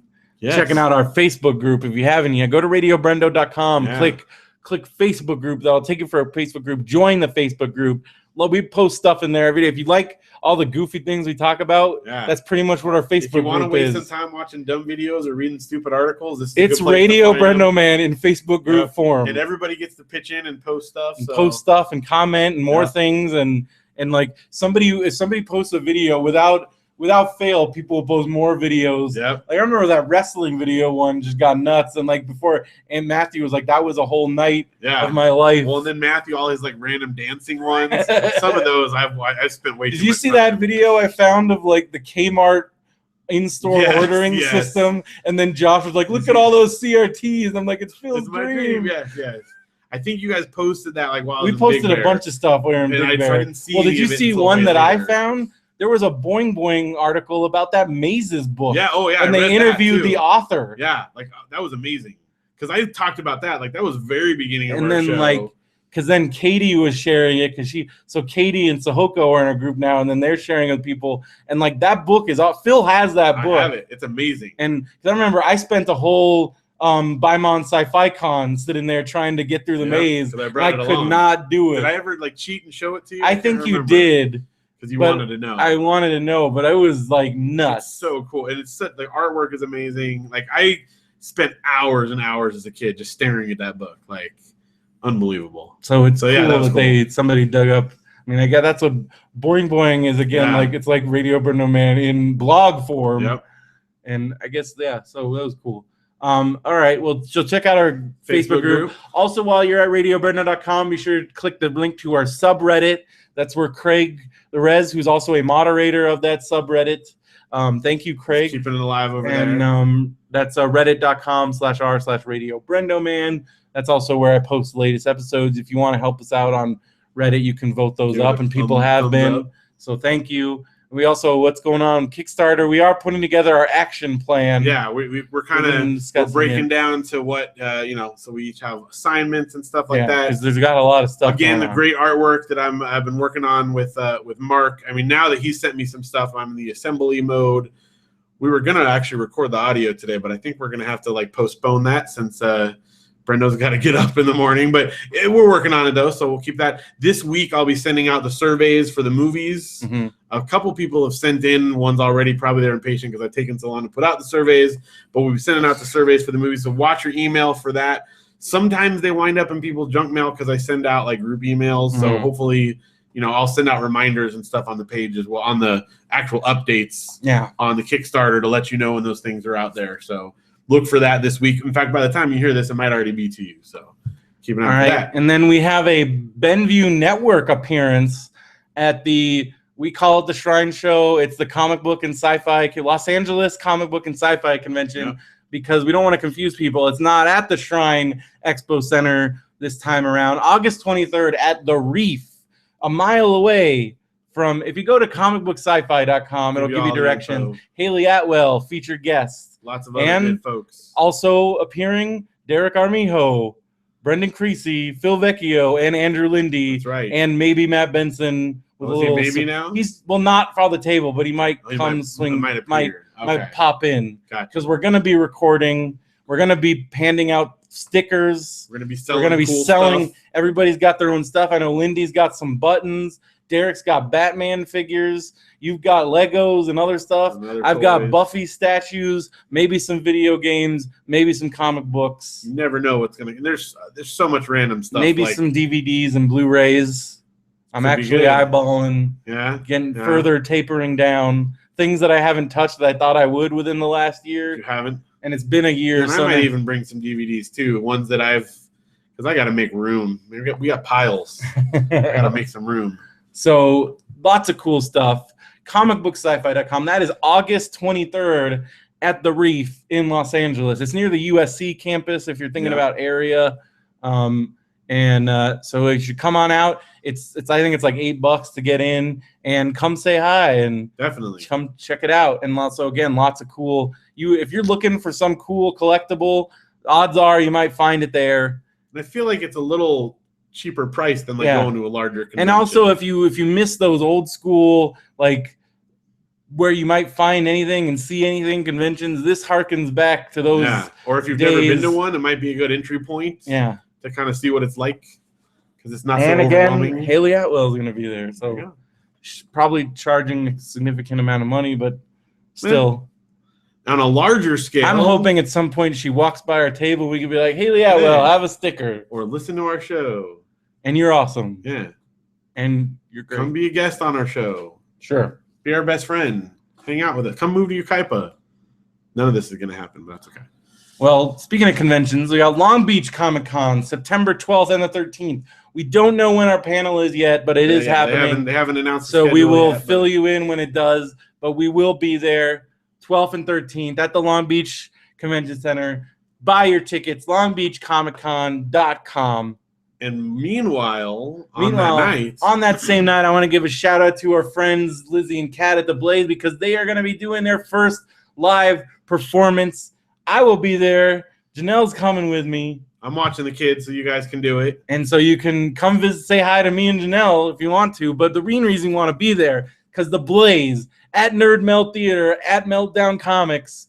This is Nerdist Theater at Meltdown Comics. Get your tickets online. Go to 90210blaze.tumblr.com. That has the link to the tickets. They're only $5. Good deal.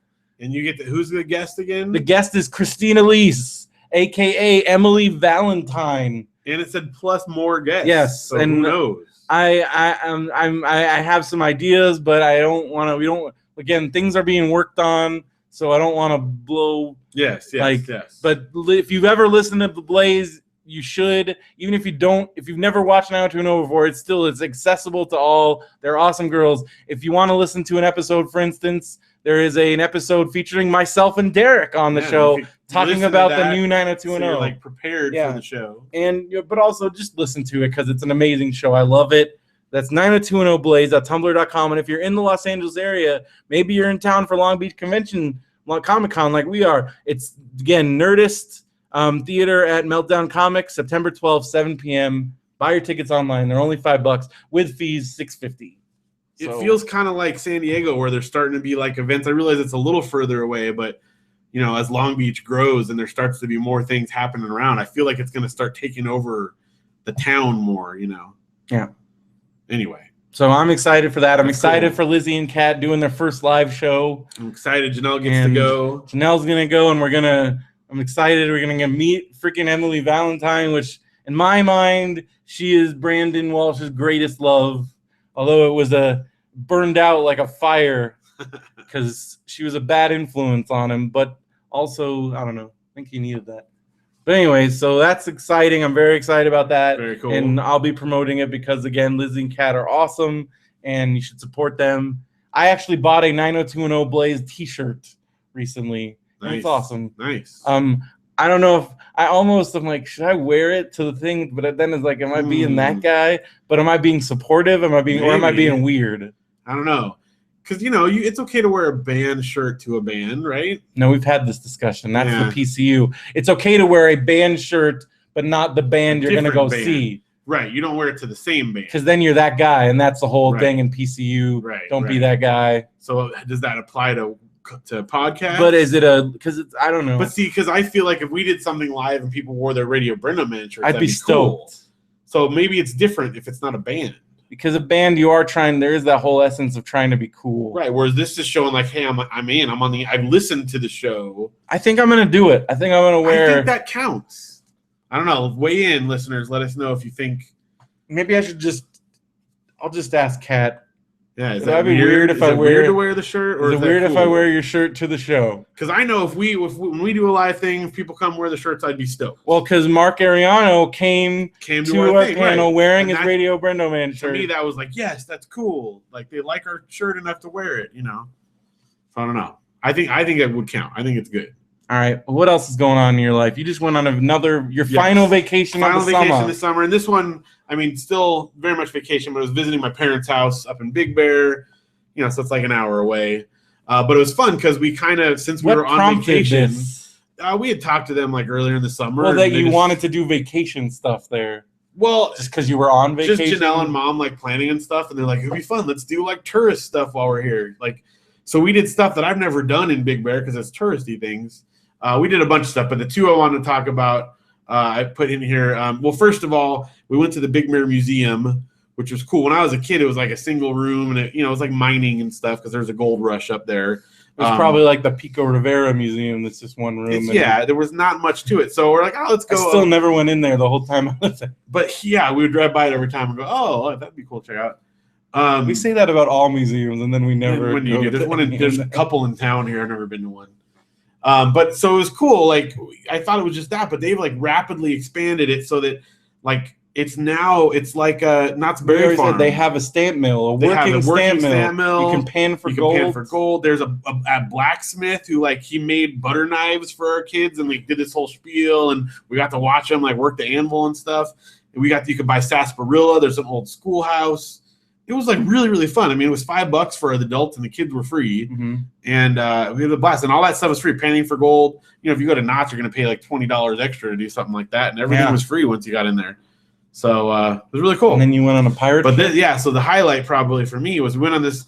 They do tours of Big Bear Lake. And there's various boats. But the one that we did is this pirate ship. And it's actually the boat they used in Terry Gilliam's Time Bandits. Yeah. So which is amazing. Which is incredible. And why is that in Big Bear?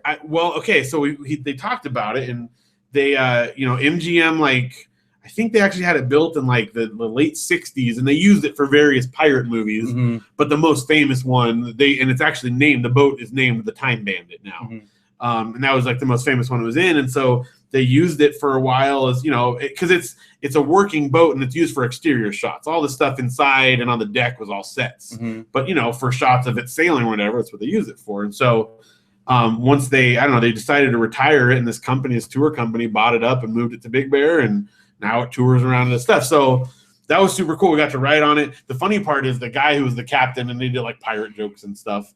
And he's like, oh, so he talked about the Time Band. He's like, no one's ever seen that movie. I've never even watched it. We happened to have watched it the night before because we knew we were going on. I'm like, yeah, it's great. And he's like, oh, I thought it was like a dumb movie. I'm like, no, it's like one of my favorite movies. And Terry Gilliam, man. Yeah, so he'd never seen it. So maybe he'll go out and watch it now. So anyway, that was super fun. And then the other highlight on the thing is Mel Blanc, who's the voice of Bugs Bunny, had a cabin in Big Bear, and I've known this for years, having grown up there. He had a cabin on the lake. He does have the best gravestone at Hollywood Forever Cemetery. I've seen it many times. Every time I go there, I have to go check it out because it just says "That's all, folks." That's all. Come on. Yeah. So anyway, he has it, his house up there, and he left it to his family. I can't remember if it's his son or his grandson now. That it's a vacation home. Yeah. But he's there during the summer. And like it's on the lake, so their dock has a painting of Bugs Bunny, and the guys on the tour guide is like, well, sometimes like he's there, let's call out to him. So we all called out like, hey, Bugs Bunny, or something like that. And he came out on the deck, and he's got just a megaphone out on the deck, and he like comes out and he does like, hey, what's up, Doc? And he does like a whole little routine because he can do the voice. And we're like, oh my gosh, and so it's super cool. I got that on video. That's pretty great. Oh, and they have cannons too. So like when we pass other tour boats on the lake, he's like, "Oh, here's one of our enemies," and he like charges up, and it's like a blank charge, but he actually fires these little mini cannons at him. Kind of like at Disneyland. Yeah, except it's I don't know. I just expected it was going to be a dumb tour, and it wound up being much more fun than we thought. So it was pretty cool. Also of note, we all sat on one side of the boat, and it's a small enough boat that. Like it kept like leaning, and we're like, "Is this okay?" And then like as we would go around turns, I felt like I was like gonna fall off into the water, but they never said anything. So maybe the boat's just uneven a little bit. But the whole time we're like, I don't know if this is a good idea. But it turned out okay. We didn't sink or anything. It's good. So yeah, so it's pretty cool. All right, on my end of things to talk about, just want to quick. We already talked about it, but rest in peace, Roddy Piper. That came as a sudden shock. Because he seriously was like I just read a tweet from him where he's like getting ready to do a podcast tomorrow, and then it was like he had a heart attack in his sleep, passed away. Benson and I am so glad that Benson and I, when Mick Foley said he had special guests at his live comedy show, and one of them was Roddy Piper. So we got to hear Roddy Piper came up on stage, told some crazy stories. This was just a couple of months ago. This was just a couple months ago. And then I will never forget this. I wrote about it in the Man Brendo's Wrestling chat, but so we're standing outside talking to some of the wrestlers, and those wrestlers had like security guards with them, and then the improv security was out there. So they're just making sure that things don't get too, like, people aren't like really harassing them. But we were just chatting, and I met that was like where I was talking to this guy, Kevin Sullivan, and this wrestling photographer, and we're talking, and then Piper comes out, and he's like, oh, hey guys. And we said, oh, hey Roddy, you're great. He's like, oh, thanks. And then he just takes off on his own, unescorted, into the San Jose nightlife, and just keeps, and I remember at one point, so they see him take off, and he's just walking. I'm like, I'm pretty sure, like, Benson and I, we thought about it for 1 second. They're like, I don't know. Like, we probably could have followed him, ended up in some bar with Roddy Piper, and then we'd have stories to tell forever. But somebody has those stories, because there were dudes that like, let's just go follow Roddy and see where he goes. And but so then the improv security is like, should we go? Like, is he? And I remember I don't remember if it was either Kevin Sullivan or Shane Douglas said, it's Roddy, just let him do his thing. I remember that specifically, and I feel like that was kind of a synopsis for his whole life, because he did his own thing. I mean, no offense to Ric Flair, because it was neck and neck, but Roddy Piper was the best bad guy of all time. Without Roddy Piper, WrestleMania wouldn't, because when you have a Hulk Hogan, you need that villain, and Roddy Piper was that and then some. Right. And without that, Hulk Hogan would not have been Hulk Hogan. And if WrestleMania 1 had failed, McMahon had he bet the bank on it. If it had failed, WWE would have gone out of business, and things would be very different. There would have been no Hulkamania, which think about that. Wrestling probably would have stayed regional for years later I think eventually somebody would have done it. They were already making maneuverings, but it would be very, very, I think it would be, at this point in history, it would still be smoky arenas and back rooms and national, like, it would have been a weird Southern thing.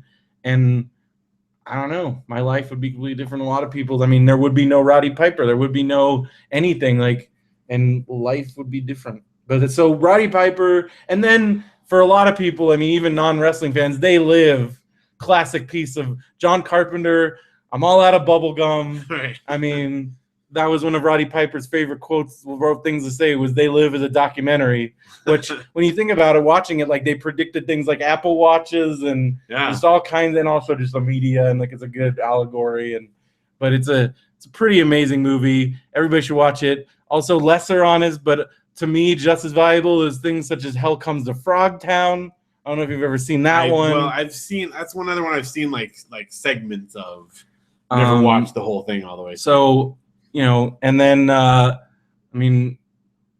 somebody actually, it's on YouTube that it was Marty DeRosa actually mentioned it. It's called, he actually filmed a sitcom pilot with Jesse Ventura about two wrestlers. Really? And can you guess the name of the show?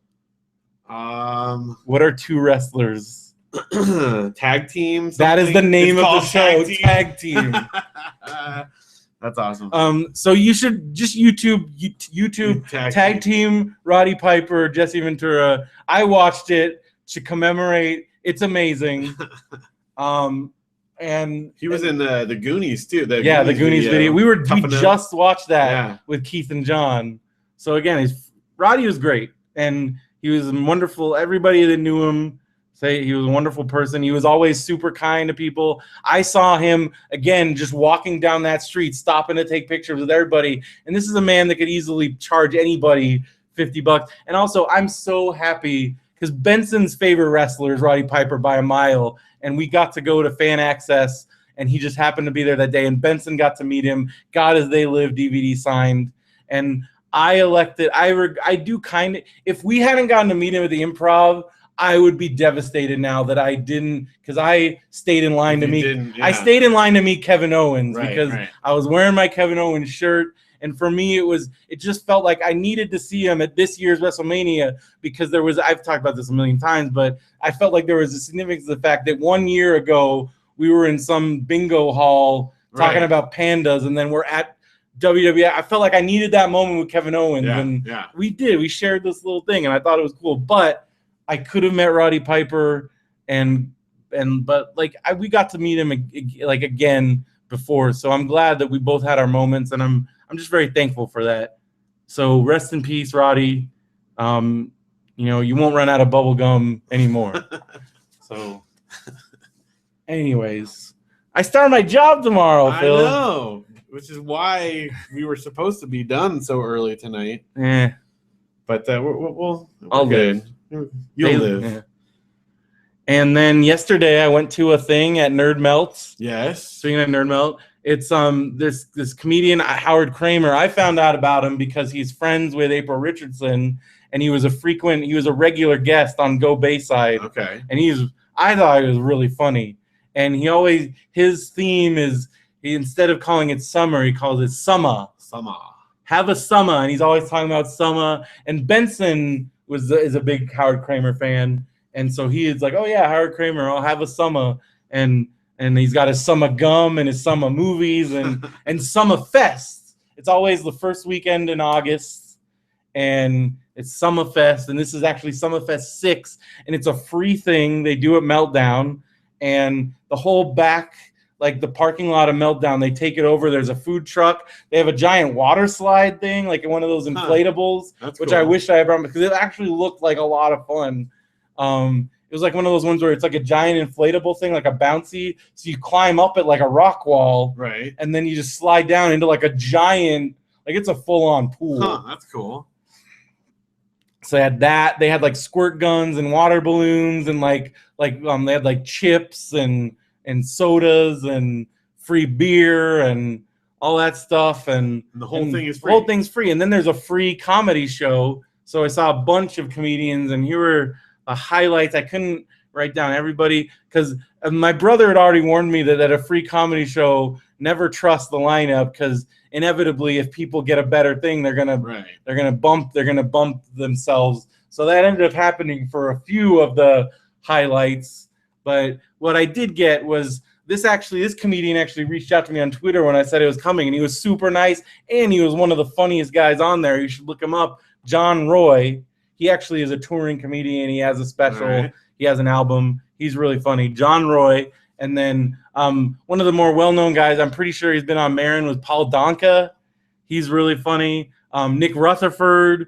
He was really funny. Howard Kramer himself. He was like the host, and he did a bunch of like musical numbers. He had one, Summer Says, and like it's like a big song. It's also because since he's Summer, his favorite movie is Jaws, and he did a whole song called Jaws is Better. And then he had a whole thing where he just asked somebody in the movie, what's your favorite movie? And he like dissected a little bit. He'd be like, yeah, that's okay, but Jaws is better. And like now is this whole thing. That's funny. And then the big headliner who is now, I'm sure if you saw him, you've probably seen him, Kyle Kinane.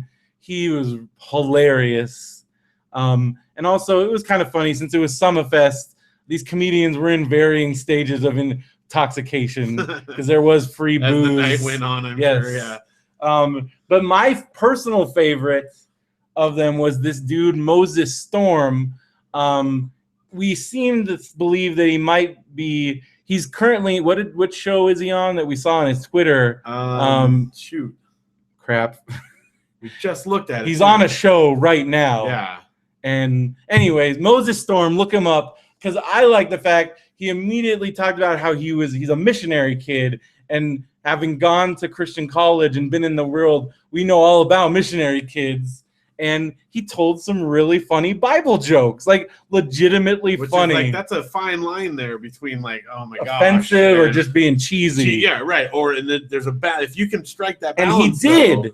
And it was great because the people that did, because some people were like, but the people that did get the jokes, they were really funny jokes.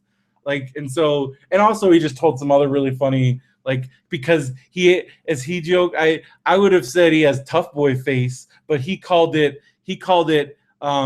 a-hole white dude face. Like, by the looks of it, he looks like a preppy, like a-hole white dude. So his whole thing is like sometimes other a-hole white dudes will confuse him for a fellow, and then he'll go up and say something horrific to him. So he kind of relayed some of those stories. Right. And I imagined if you look like a tough boy and you get confused for a tough boy, and tough boys are trying to talk to you, their tough boy talk. Right. That's even worse, I think. Well, I think because I immediately was like, is this guy a tough boy? Because he does have like a kind of like handsome face. So like, there's nothing worse though than someone coming up to you and saying something, assuming that you're in on it, like something horribly racist. Which happens. You know about this, and I'm yeah. like, no, don't say that to me. Don't assume that that's how I think. Like, so I can only imagine. I'm like, what about me makes you? But he knows. He's like, I look like a horrible white person, and so he told a bunch of jokes about that. Funny. And then there was a really funny lady comedian who at first we looked up her Twitter and there was like no followers, and then we switched, and she's a big deal. Yeah. That was like her old thing or something. So it's Jade Cata Preda. And I thought she was really funny. And she's on, what was she in? Just in a movie or something, right? Yeah. So she's in stuff. Yeah. One of the dudes that came up, I forgot his name, was an Ant-Man. Oh, really? Yeah, he's this blonde dude, but he did like this weird voice. Huh. And he was kind of weird, but he was funny, but he was really weird. I guess he was an Ant-Man because I looked him up because Howard Kramer said he was an Ant-Man. I'm like, this guy wasn't an Ant-Man. And I looked it up. Wow, he was an Ant-Man. So because I think he's friends. Like I think he got in during the period where David Wayne was circling around, and like Paul Rudd and like all those. Because like I think he got in during that period. I still can't imagine what that movie. Now that I'm watching Wet Hot. Yeah. Like I cannot imagine David Wayne Ant-Man. I mean, we already got the Edgar Wright Ant-Man imagining, but David Wayne Ant-Man. Like, I think that might have even been more insane. I could just see Michael Showalter in some ridiculous get-up or like something like Ant-Man. I don't know. Who knows? I feel like it would have turned into like a superhero spoof almost. Yeah, like which is probably why they didn't go through with it. But it would in that universe when that happened, I would have loved to have seen that.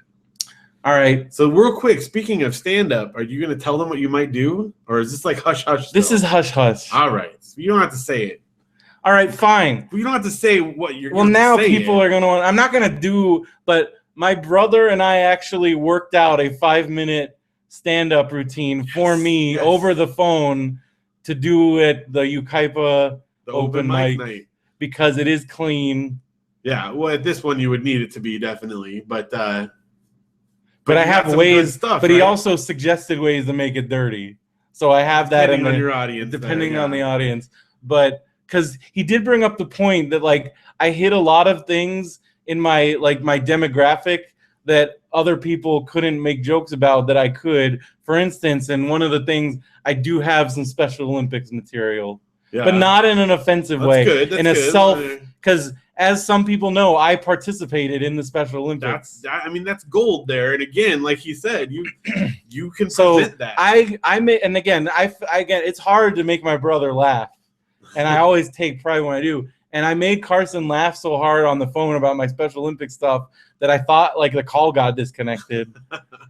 And so I think I'm so excited about this. And I have my opener because he was even saying I should do, and that's how this started. And he said I should do stand up, and then I said, and then I went into I'm like, why I shouldn't do stand up, and he's like, there you go, you're doing it. So he's like, that's how you start. And then he's like, what else you got? And then I'm like, and then he told me, he's like, well, you can joke about a lot of stuff like that other people couldn't joke about. And he's like for instance, like you were in the Special Olympics. I'm like, yeah, I was, wasn't I? Isn't that weird? And he's like, I still don't know. Because my whole thing, one of my things that I am going to touch on is I still don't know. I've never talked to her about it. I don't know if my mom was proud of me. Really? Because my mom did not come to any of the, she was not there. And I think deep in her heart, Gail was a little disappointed, maybe. I don't know. I don't know what she thinks. What was your event, by the way? Oh, I did a bunch. I won Track 7 and field stuff. Yeah, I won 7 gold medals, Phil. That's awesome. But the problem is, and this is again going into my Special Olympics routine, I think because slightly handicapped Brendo went in there, because the divisions, there are divisions on level based on level of handicap, but there was a dude in my division that was at the other end of that division, and that kid is a legitimate, like he did it. He went on to do other Special Olympics stuff. This was my only run. I was in and done. Right. And that kid has a set of silver medals because of me.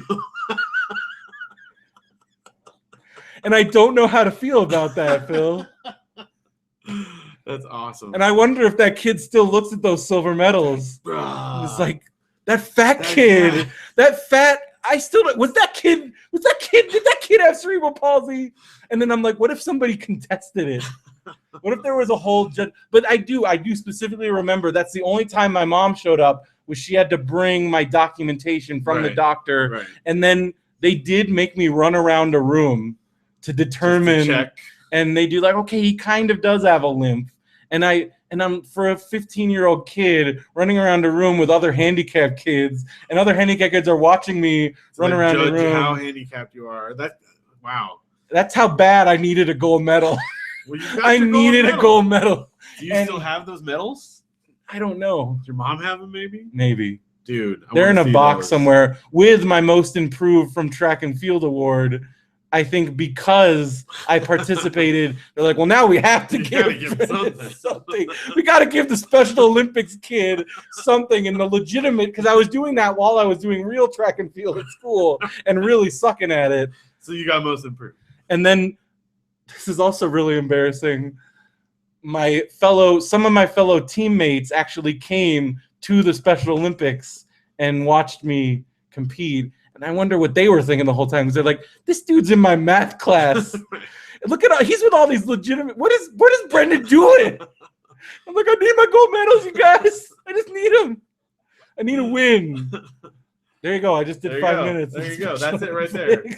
Oh my gosh, dude. I'm so excited for this. Like, I can't wait to hear like the whole routine. Like, this has to happen. All right. Book corner. This will be fast because I didn't read very much. I read a bunch. But you read a lot. I finished How Video Games Are Made. So it was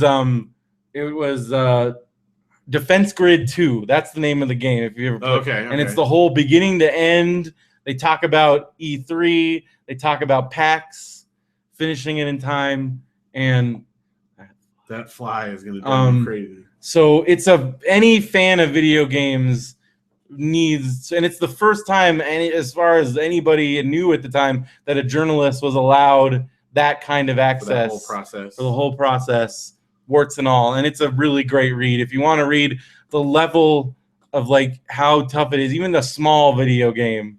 That's just cool. how. So that was awesome. That's part of the you actually have a cut. What's part of that? Yeah. So this was part of that. Then I read Armada. Nice. It wasn't as good as Ready Player One, and I feel like it was even more heavy on the references for the sake of references. And I read Josh's very negative review, and I couldn't really disagree with a lot of things, but I still really loved it. Okay. But most of the things that Josh said are true. A lot of the references do seem arbitrary, and as Josh said, I'm really curious about his third book, because if it's yet another one of these like nostalgia fests, you might be able to label Ernie a one-trick pony, but I love that trick. I was gonna say that trick is worth it. Like, and I'll read that. Armada's already optioned. Ready Player One is moving along. Steven freaking Spielberg is making the Ready Player One movie. So it's like, I would say it's a mashup of like imagine Last Starfighter, and if the main character had seen Last Starfighter. So he's very self-aware, right? And that's the part that annoyed Josh. But I thought it was cool. It was cool enough, and I liked the end, and I enjoyed it. And it's a quick read, and I think, Phil, you're gonna love it. I'm sure.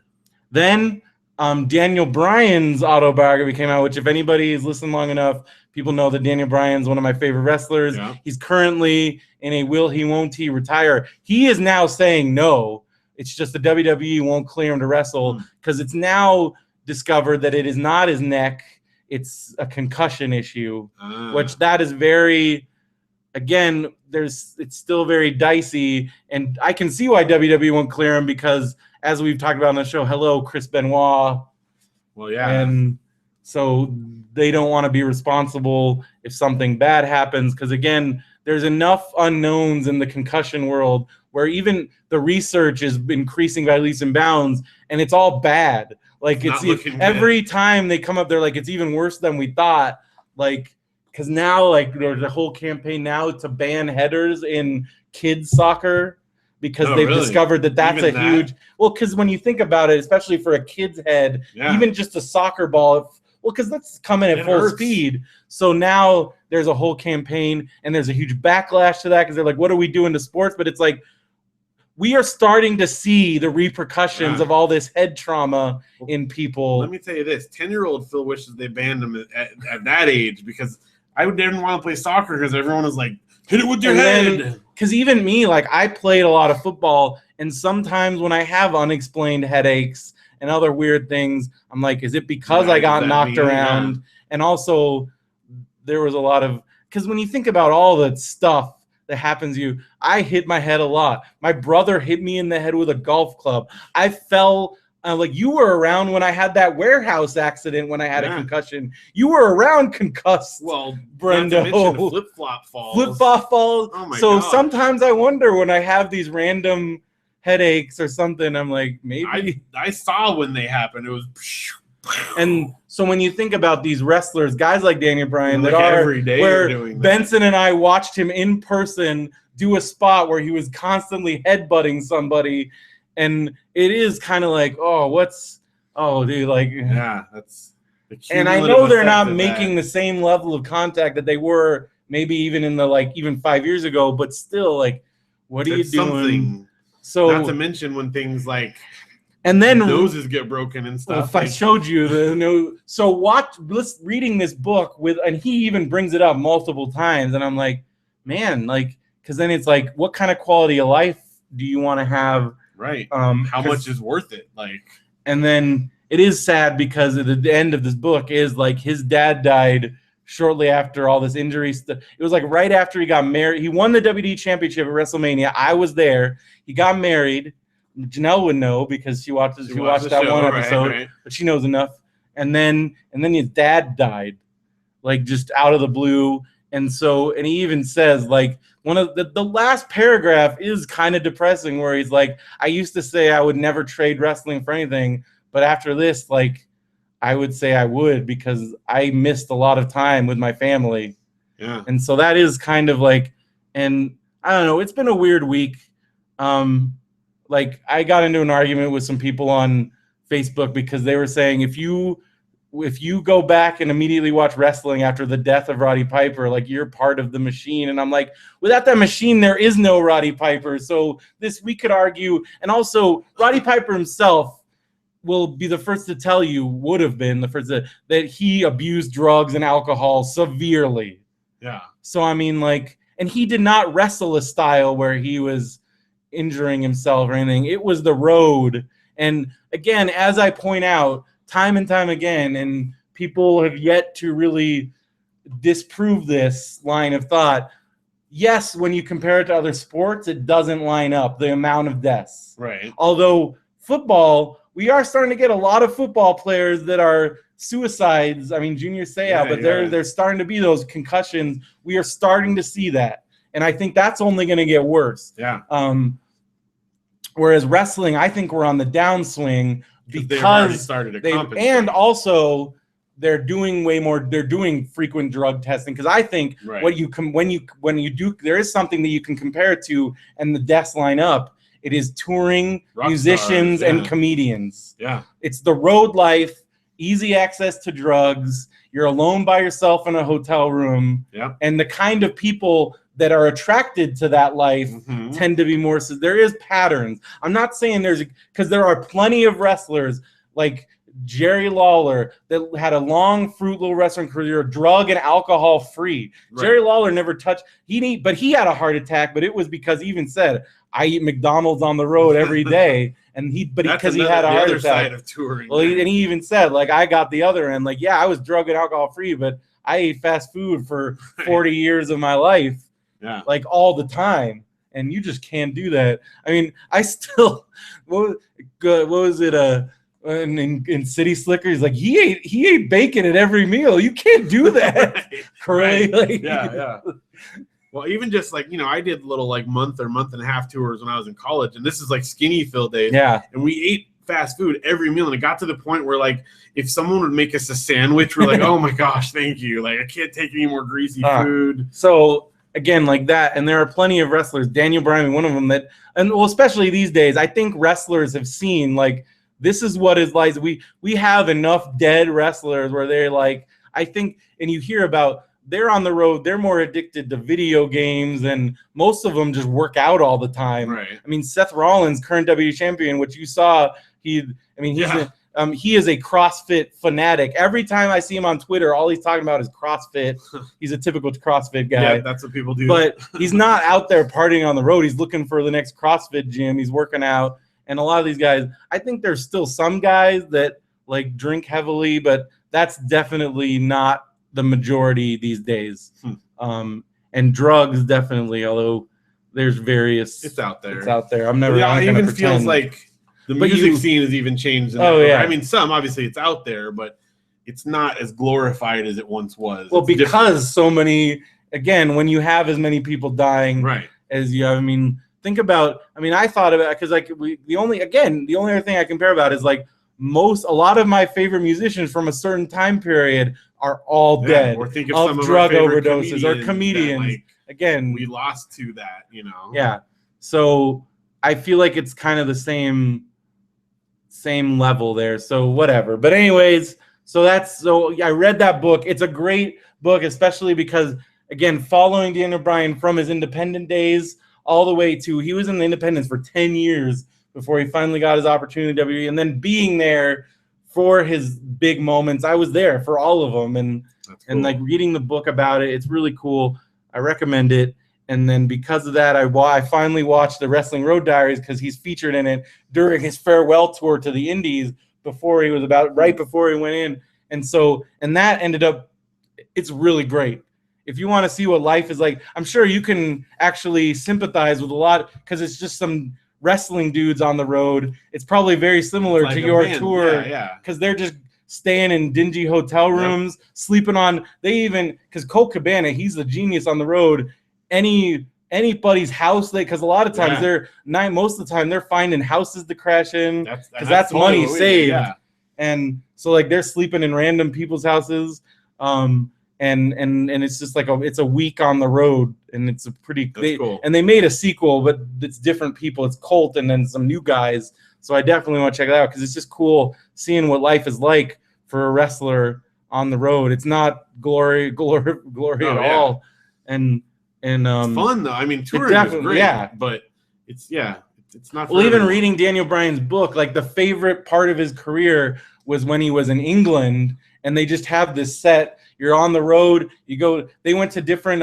There's this whole string. I think I forgot the name. It's like Bottons or something, and it's these. It's these it's like a timeshare place, like I guess like a camp, like a COA campground type thing, where it's like a lower middle class. You can pay a little bit of money, not a lot, stay there, and then they got like different activities and things. And one of the activities at these places in England is wrestling, but it's like very kid oriented. So he's like, it was really fun. I got to be super, because that's where he still got to wear his mask and be very like kid friendly. And then they just go to the next one, and they're at all these cool beach resorts. So he's just going up and down England, and it's like, again, you're like a gypsy, but if you like, because he's a very like frugal person. He likes living out of a suitcase. So he's like, that was the best time in my career, because you know you're going to make this X amount of money.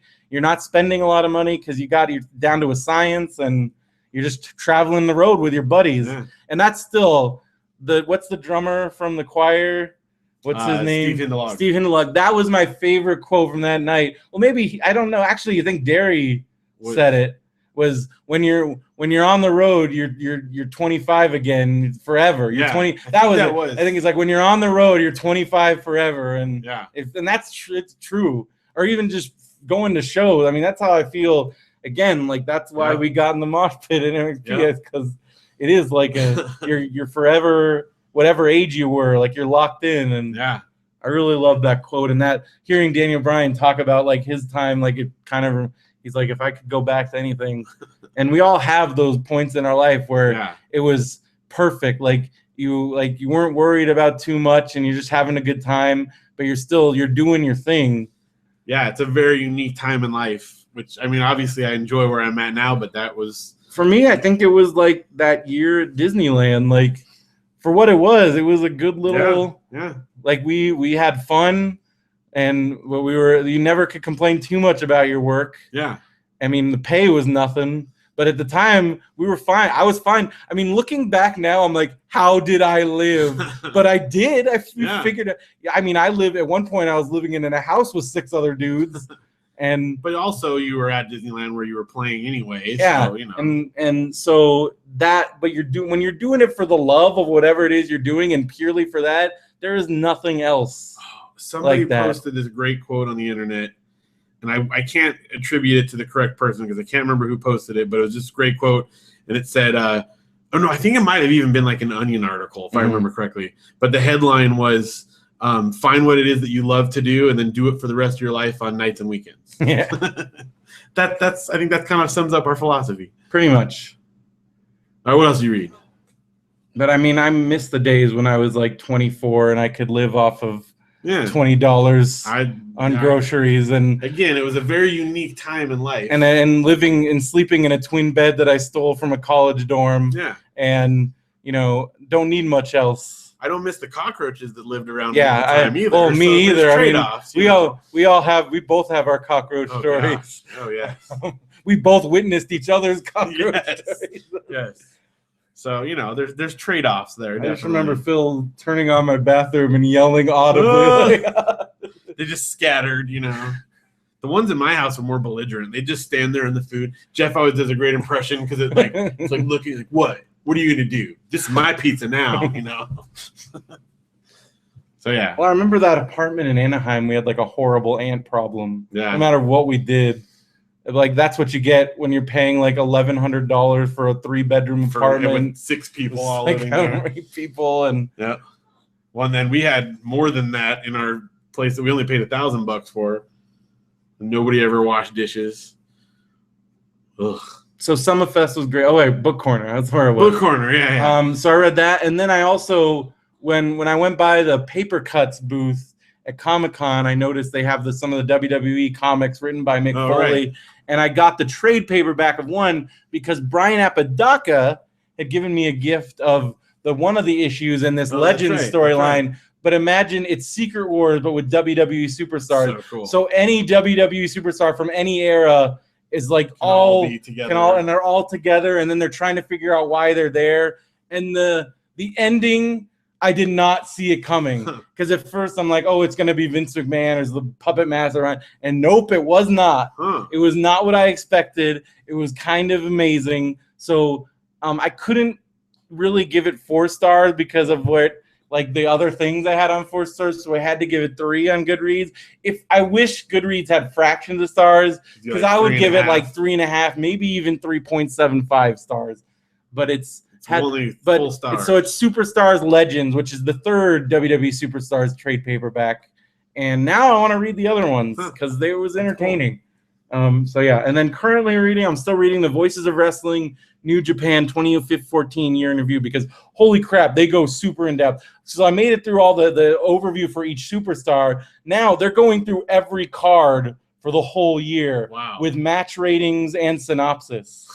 It's like that's in depth, really in depth. And then I got at the library. So I don't know if you remember this, but I mentioned that I had tweeted to the author of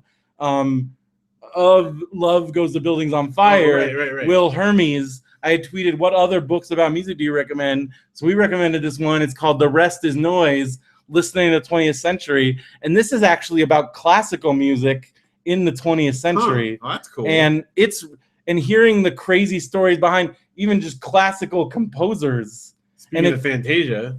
So it's the first thing it talks about at the turn of the century is actually, it's funny that we were talking about Salome, the fake movie. Well, there is actually Strauss, if you're familiar, he wrote an opera around the biblical Salome. Really? And so that's the first story in this book. The rest is noise.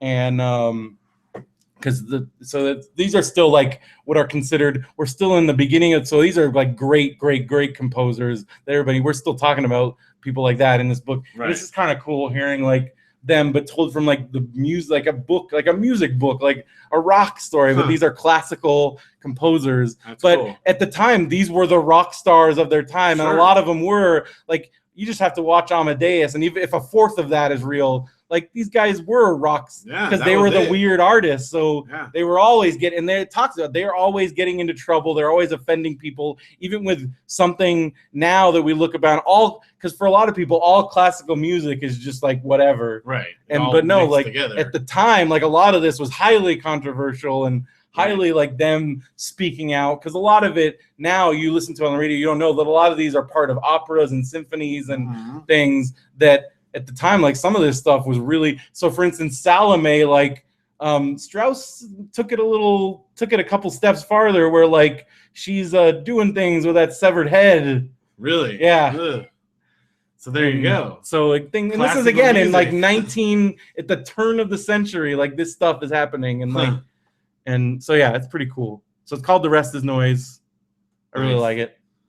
Well, I was in Big Bear. I forgot to bring my books. I don't have anything new to talk about, so I'm almost done with both the books I've been reading, but I left. I was actually reading right before I came over here, and I fell asleep, so I almost missed it. But I set an alarm, so I made it okay. Then actually, I told you beforehand, but so I set the alarm. I was going to get up and come over here, and I was like thirsty, so I woke up and I kind of stumbled over to the fridge, and there was like an open can of soda in there, and I'm like, I'll just take a sip of that. And I took a sip, and I don't know how long that thing's been in our fridge, but it was so foul. I immediately ran over and started retching into the sink and poured it out. So it had like gone past flat? It was like past flat. Like it had started taking on the flavor. Like the Chinese leftovers. Like Chinese leftovers and onions and who knows what of the garlic or something. My God. It was just the foulest thing I've ever tasted. And the nearest thing I could find was there was a little like a pudding cup of tapioca pudding, and I like ripped it open. I was like, like that was all. That's how I cleared out the flavor. So it's like, well, I was a few minutes late because I'm like, Then I had to like drink a bunch of other stuff to clear it all out, and then I came over. So that's how I started the show. We got to do lightning around here, man. Lightning. It's already 11 o'clock because I want to cover. Now that we've previewed this Nintendo Power, we have to get. You want to do that tonight too? We could. There's so much stuff in it. That's what I mean. It's going to be long. Okay, it is good. I think we should save it. We'll save it. We'll still do it. But we still got a lightning round this. We'll lightning round DVD movies, and then we'll call it done because we got to get you to bed. Because this Nintendo Power almost. This one is dense. It needs it needs time. So much. We got great letters. We were reading. Great letters. There's like a predicting the future thing. There's some other stuff. There's a new game that appears in the top 20. Nintendo political propaganda. Yeah, it's good. I think we need to give it time, and I don't want to take that time tonight and make you later. So we should move on. All right. So WWE Network and all my other WWE stuff. Movie. Oh, sorry. New movies. I saw Vacation in the theater. Yeah. And I thought it was getting trashed. It is, and I don't get it. I mean. It's not. I wouldn't put it like up there with the original, but it's better than European Vacation. And when Janelle and I'll talk later, but we watched all four of them.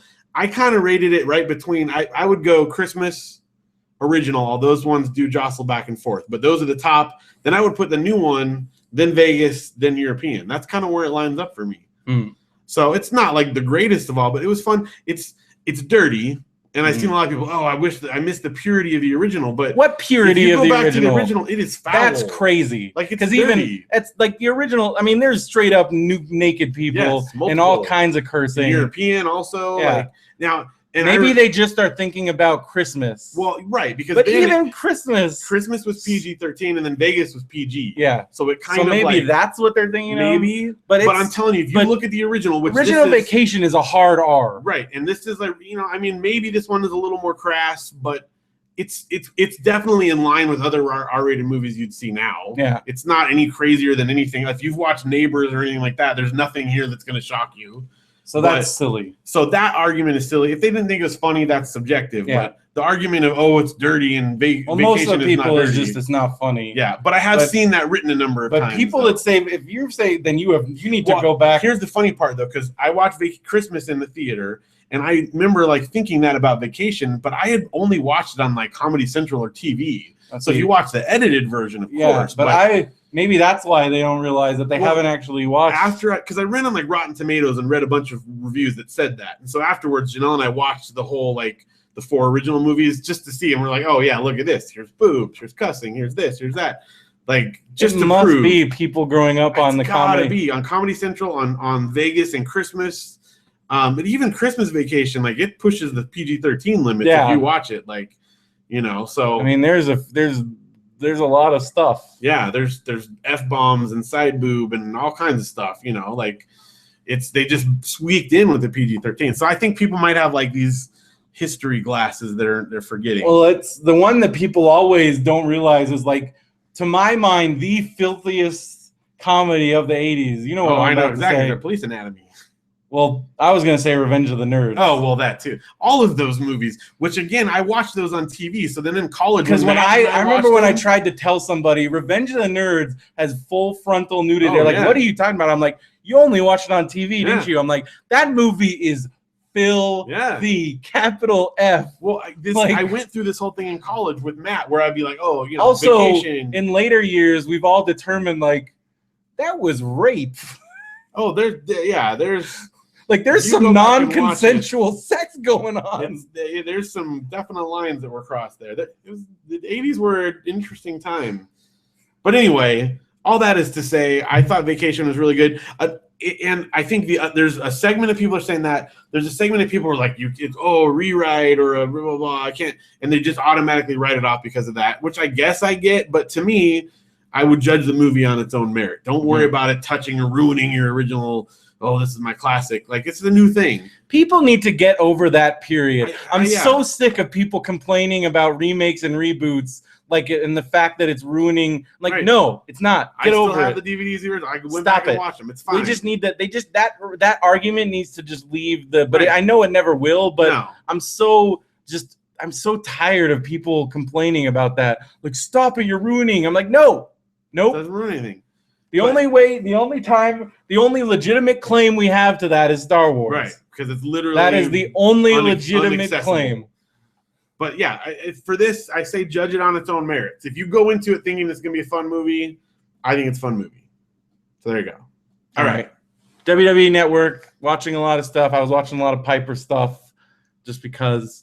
And they have removed Hulk Hogan's Rockin' Wrestling, so I'm a little depressed about that. Crazy. But because I watched one episode before they took it, and it's nuts. Like, it doesn't make any sense. Like, just as something to watch late at night, like, it's a gold mine of just like weird. You might not ever get to see it now. I know, it's gone now. Huh. I'm sure it's online now. I'm pretty sure somebody probably, now that it's on the network, somebody probably ripped all of them. I'm sure. All right. Then Pretty Little Liars, like it's back on, so like I'm watching them in the current episode. Yeah, so they're dropping those, like, because they deliver when it comes to like you want craziness and like mysteries, then they actually deliver on it, and like I said, it pays off. It's paying off big. So I really like that show. It's nuts. Like, it makes it. I'm still convinced that there's some supernatural thing going on, because otherwise, like, this person is a ghost.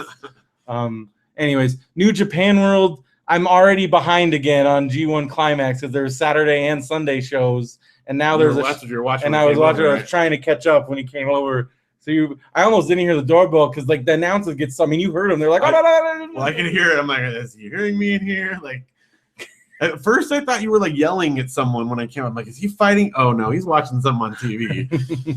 Yeah. Because the Japan announcers got very enthusiastic. That's part of like, I don't know what's going on, but it's intense. But they're excited about it, right? And so I've been watching that. I was all caught up because they took a couple days off.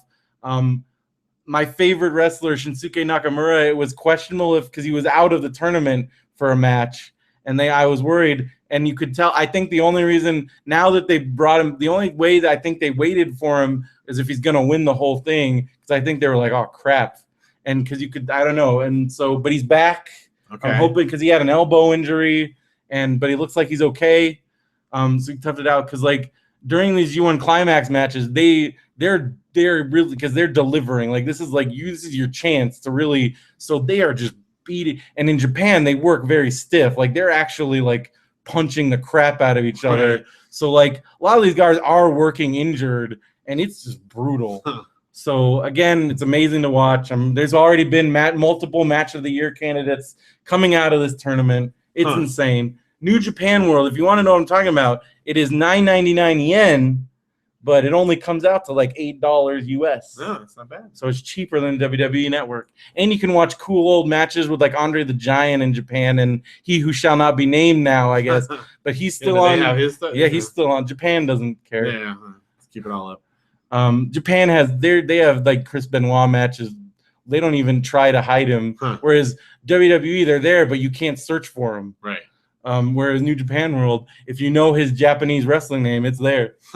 It was Wild Pegasus, if anybody's wondering. So then I also, again, I finished the last season. I finished season 5, and then I loop back around. But it's crazy. I don't know if you've gotten there yet. The last episode of the show is a Crimbus special, and it's a 45-minute long Tim and Eric episode. So you can't even imagine what that a 45-minute Tim and Eric episode, especially one where they know and it's over. A Crimbus special, and you could tell they were just like, it's almost like last few episodes of Wonder Shows in like cray, and they stuck in every bit you could tell that they'd wanted to do.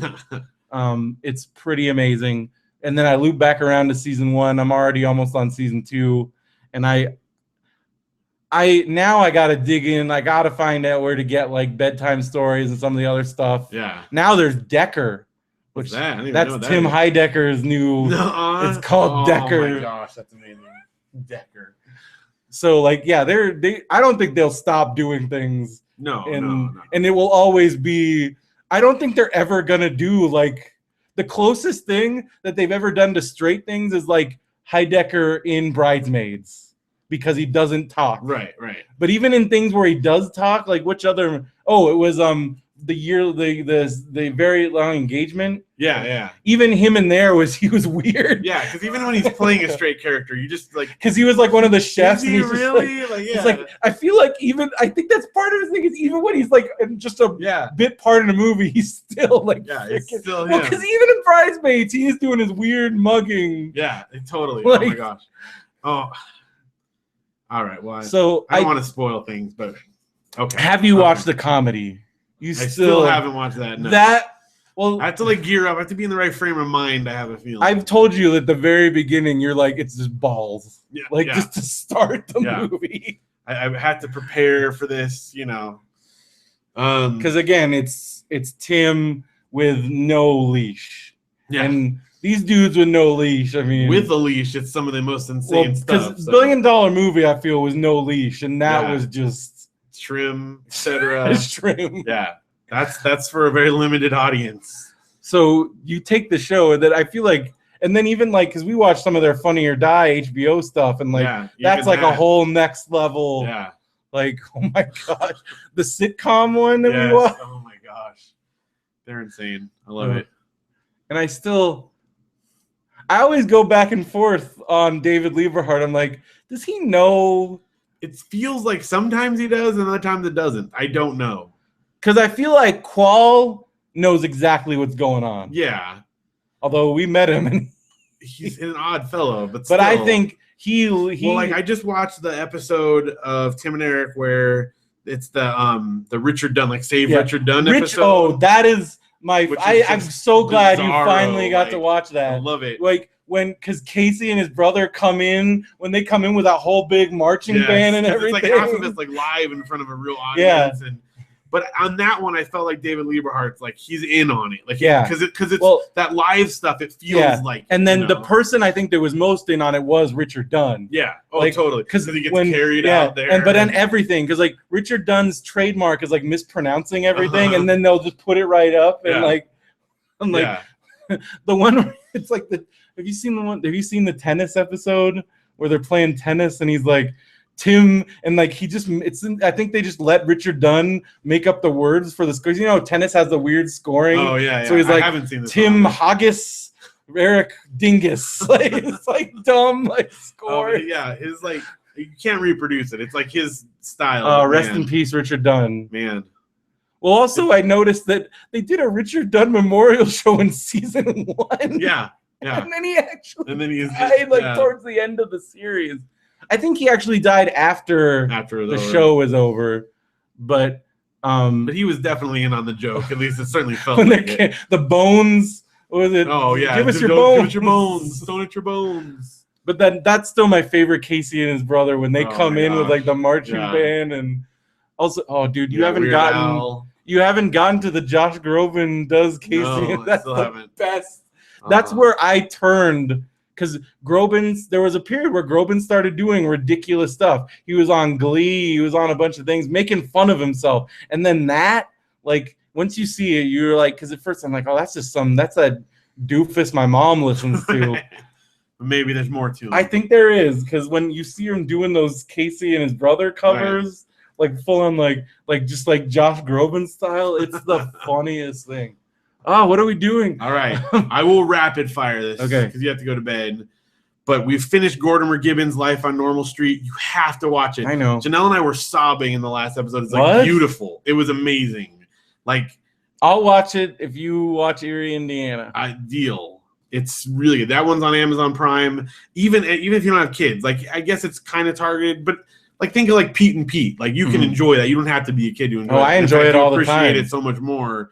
Like it's been great watching with the kids too, because they get all the like subtext and it's fantastic. Speaking of Pete and Pete, that show should have won every Emmy. Oh my gosh! I just watched the Mr. Tasty, like where they're trying to find Mr. Tasty. Yeah, that's magical. And then like the Pete and Ellen arc.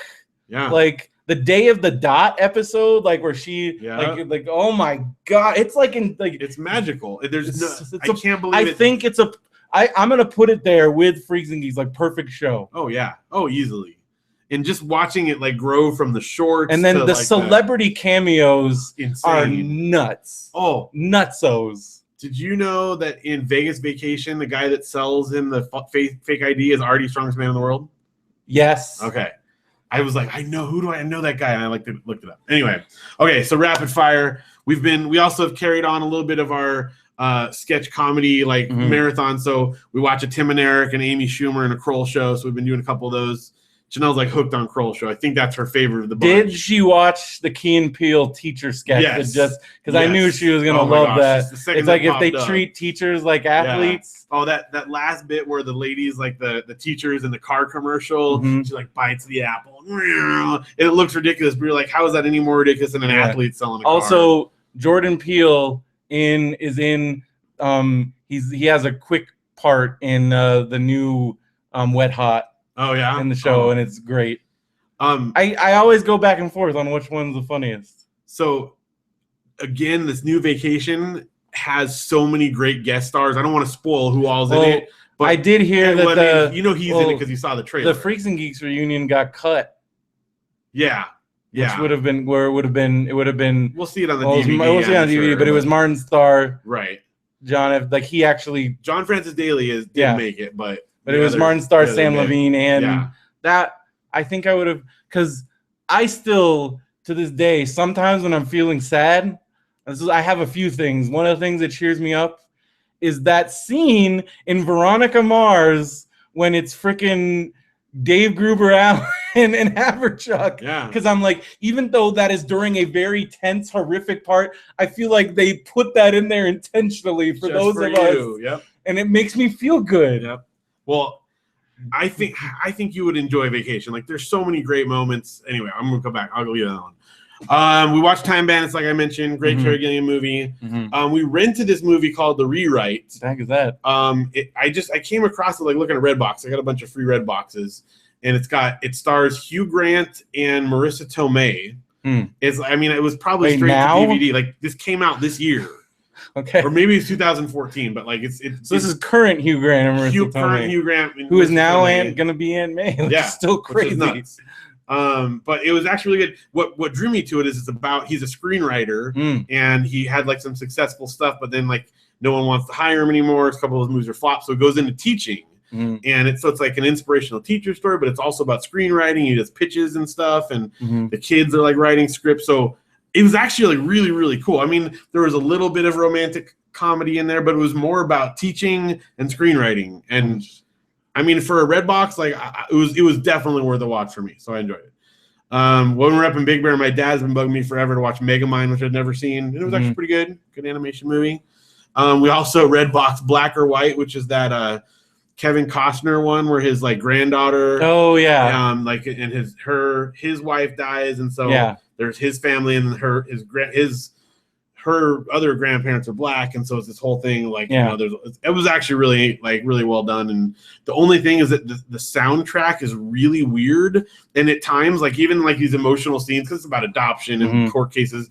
And then there's like this like funky jazz solo, and I'm like, what are they doing funky right jazz? Now? Like, but in like really weird, like because they would not fitting. Like, my always joke is like I know like there's like I'm sure this has happened in like a spoof movie where it's like some serious moment and it's like that James Brown like, I feel good. Yeah, seriously, I mean it's almost to that point where a couple times I look at Janelle, I'm like, what are they playing right now? This is an emotional scene anyway. But it was a good movie. This one is nutsos, and I almost would have put this in the Phil's like Bizarro movies, but I kept it up here because I wasn't sure. It's called Tom Sawyer and Huckleberry Finn, and it's a new one. I'm sure again it was straight to DVD. Val Kilmer plays Mark Twain in his mouth. This trademark like, Val Kilmer, Mark Twain, like, mumbling through the like weird. You know he has a one-man show, so he plays Mark Twain in it, who's like narrating the story. It goes through the whole story of Tom Sawyer, and then at the very end, it starts into the Huckleberry Finn, but you only get like 2 scenes of it, and then it cuts off. It's really weird.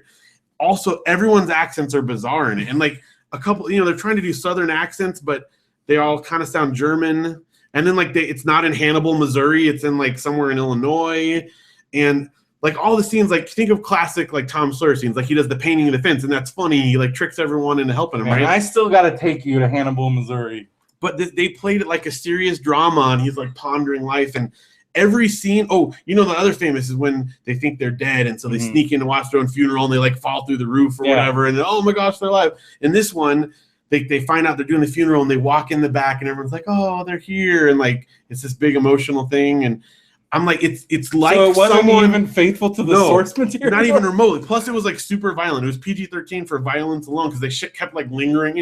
There's a murder, and so they linger on like gory with the shots Joe Potter, or whatever, and Injun Joe, like combined Injun Joe and what's his name, Potter, whatever. So like lots of like violence with that. But then also they stumble upon Injun. They're in the graveyard and they see it. So that happens once in the book, but in this movie, it happens 2 more times where one time they're in a barn and they see him do another murder, and then they sneak onto a boat and they happen to see Injun Joe there again. It happens 3 times in it, which is ridiculous. The worst part is when they do the whole cave thing at the end. It's like this weird like tour guide taking him through, and he's got like a German accent, and it's just so bizarre. I'm like, something is up with this production. So was it some weird foreign movie? It was produced it's a German production company, shot in Bulgaria with all foreign actors except Val Kilmer and the 2 leads, who actually were pretty good. They're like teen kids that my sister knew. It's all these German and Bulgarian folks doing. It's like they read the Cliff Notes in English and kind of understood the idea and then made this movie. I have to watch this. So weird. You've got to see it. Is it on Netflix? It's on Redbox. I don't think it's on Netflix. Why did you Redbox this? Because I had a free thing, and I'm like, I love Tom Sawyer. It's so weird, dude. It's worth watching. Only you would check that. I know. I'm probably the only. It's probably not even here. They probably just had 1 copy up in Big Bear. I'm never gonna be able to watch this. It's so bizarro. So anyway, real quick, we did the vacation movies. Like I said, my ranking. So would you call that a strudel? Children's movie, I guess, except that it was shot in Bulgaria, though. So what do they have? Chocolate, I guess. Pastries, chocolate strudel. It's a chocolate strudel western, but it's not a western. It's your American heritage. I don't know. I have no idea. I was trying to do a spaghetti western riff. I know. I don't think it worked. It's weird. Vacation movies are great. Okay, one other thing I want to point out. So European Vacation. What's European Vacation rated? I know it's in an R. Okay, originally it was R. Did they dial But then back? they like edited some stuff, and the DVD I have is PG-13 with like weird edits and stuff. And I've been searching around trying to find like, can you actually buy the original cut? Because there's weird things where like he says, obviously like shouting out the F word, but he says, "Darn it all!" And then like there's a part where she says something like she's supposed like after she has this outbreak, the mom has an outbreak, and then she like, "Oh, I just said the F word in front of my kids," and we're like, "No, you didn't. What the words you just said?" I mean, there's all these weird cuts and edits, and I'm like, "Is that so?" Here's the question: when the dog jumps off the Eiffel Tower, what happens? Does it die? It dies. In this, it lands in water. So you wrote that? No, I swear I've seen that dog die. That's what I thought, but I have searched the internet and I can't find where does the dog die. I swear I've seen that dog die. I think so too, and I have my DVD says PG-13. I feel like see, this is where if we could go back to your VHS copy. I know, and I don't have it anymore. Because I'm pretty sure I saw it on your VHS copy. I think so too, and I can't get it back. Because how many times do we watch that movie at like 2 in the morning? I swear that as we watch it, I'm like, it lands in water. First of all, there's not even water underneath the Eiffel Tower. No. So it doesn't make sense. But second of all, the dog dies. I've searched through. I can't find it. So if anyone can help me out, does the dog die? Am I remembering this wrong? No. Is there an R-rated I watched that movie enough times with you. Yeah. But there's still a lot of boobs for getting a PG-13, so I don't know how they cut that because there's a lot. Anyway, and then Vegas Vacation, my DVD says PG-13, but everywhere I've looked, it was released in theaters PG, and I can't find any reference for it being PG-13, but my DVD says PG-13. What's going on with those vacation stuff there? I do not. I did a lot of Googling and could not solve these mysteries, so I don't know. I don't know what's up. You need to consult an expert. I know. So if someone knows or can shed some light on this, please help. Because I'm baffled. Get a hold of Chevy's people. Yeah. Tell them what's going on. The European Vacation commentary still is fantastic. But he is like, watching Chevy Chase tweet is exactly how you would think. Yeah. And again, I've got to make you watch the commentary sometime because it is. I made Janelle watch the first like 10 minutes. She's like, I can't take it anymore. It's horrible. So that's it. That's my movies. All right. My Netflix corner. You didn't even have any Netflix. I didn't have access I watched to it. the Eugene Merman Netflix special. Eugene Merman vegan on his way to the Complain store. It's exactly what I wanted out of this because Eugene Merman is Gene and Gene Belcher is Eugene Merman. To me, they're the same. If you want to see live action Bob's Burgers, this is it, right? This is about as close as you're gonna get because he does just all the weird Gene. I feel like a lot of his Gene is in like just him improv, ad-libbed or whatever, or they write it specifically for his voice or something because it's very much just like, oh, this is Gene and he's just talking about funny, weird stuff. And it's really funny. And I liked it a lot. Then to get ready, because I recommend everybody do this if you haven't yet, if you're going to watch Wet Hot American Summer first day of camp, and if it's been a while like me where you haven't watched a movie in a while, watch it because it will pay off in spades. I could see where you can watch this and appreciate it if you are familiar with David Wayne, because I read some of these tweets to Paul Scheer where whoever he was that was complaining about, he's like, I watched you in Wet Hot Summer First Day Camp, and what the heck is this movie? Is this supposed to be a parody? I'm like, yes. You idiot. He's like, how supposed to be a parody? And like he just did not get it. And someone's like, somebody either like, and then someone's like, and then it's like somebody hasn't watched a movie, and he's like, I did watch the movie and I didn't like that either. It's like, well, then I have nothing for you. You won't like it. Then this is not for you. But so I watched the movie again. It's even better than I remember. It's so funny. Everybody in it, it's all the funniest people, and they all came back for the show. And then I think they did, like, they got most everybody, and they're all back. And the show, I watched the 4 episodes already. It's amazing. How many episodes did they do? There's 8. Okay. And so since the movie is the last day of camp, this first. The show is the first day of camp. So the whole series takes place over the course of one day. So it's super amazing. I love it. And it's so stupid and weird. And some of the jokes just go places where, again, it's very much but don't watch it with your parents. Don't watch it with questions if you're not sure, because it's pretty filthy. I mean, don't watch Tim and Eric with your parents either. I made that mistake, and they're like, "What are you making me watch?" And I'm like, "I don't know what I was thinking." I'm sorry, So I watched both of those, and they're both. I mean, I'm already halfway done with the show. It's amazing, and the movie's just as great as I remember it, and it's even better. And Paul Rudd is a national treasure. Oh yes, which is again why you got to see Ant-Man, because I think he's fantastic. I mean, I have like a whole. I'm gonna do like a whole day of movies, like after my first paycheck. They came together also. Oh my gosh. Well, because David Wayne. I mean, yeah. And also like because again, like there's a lot of people that I know that this isn't their thing, and I get it, but I also am like, oh, it's so fun. And all the funny people that I like are all just like raving about it. Yesterday at Summerfest, like they showed Wet Hot American Summer. Oh really? At Summerfest, but like everybody was just raving. And these are all comedians, and I guess it's comedians. It's a comedian's comedy. It's definitely one of those things that's not for everybody. I get that. So funny.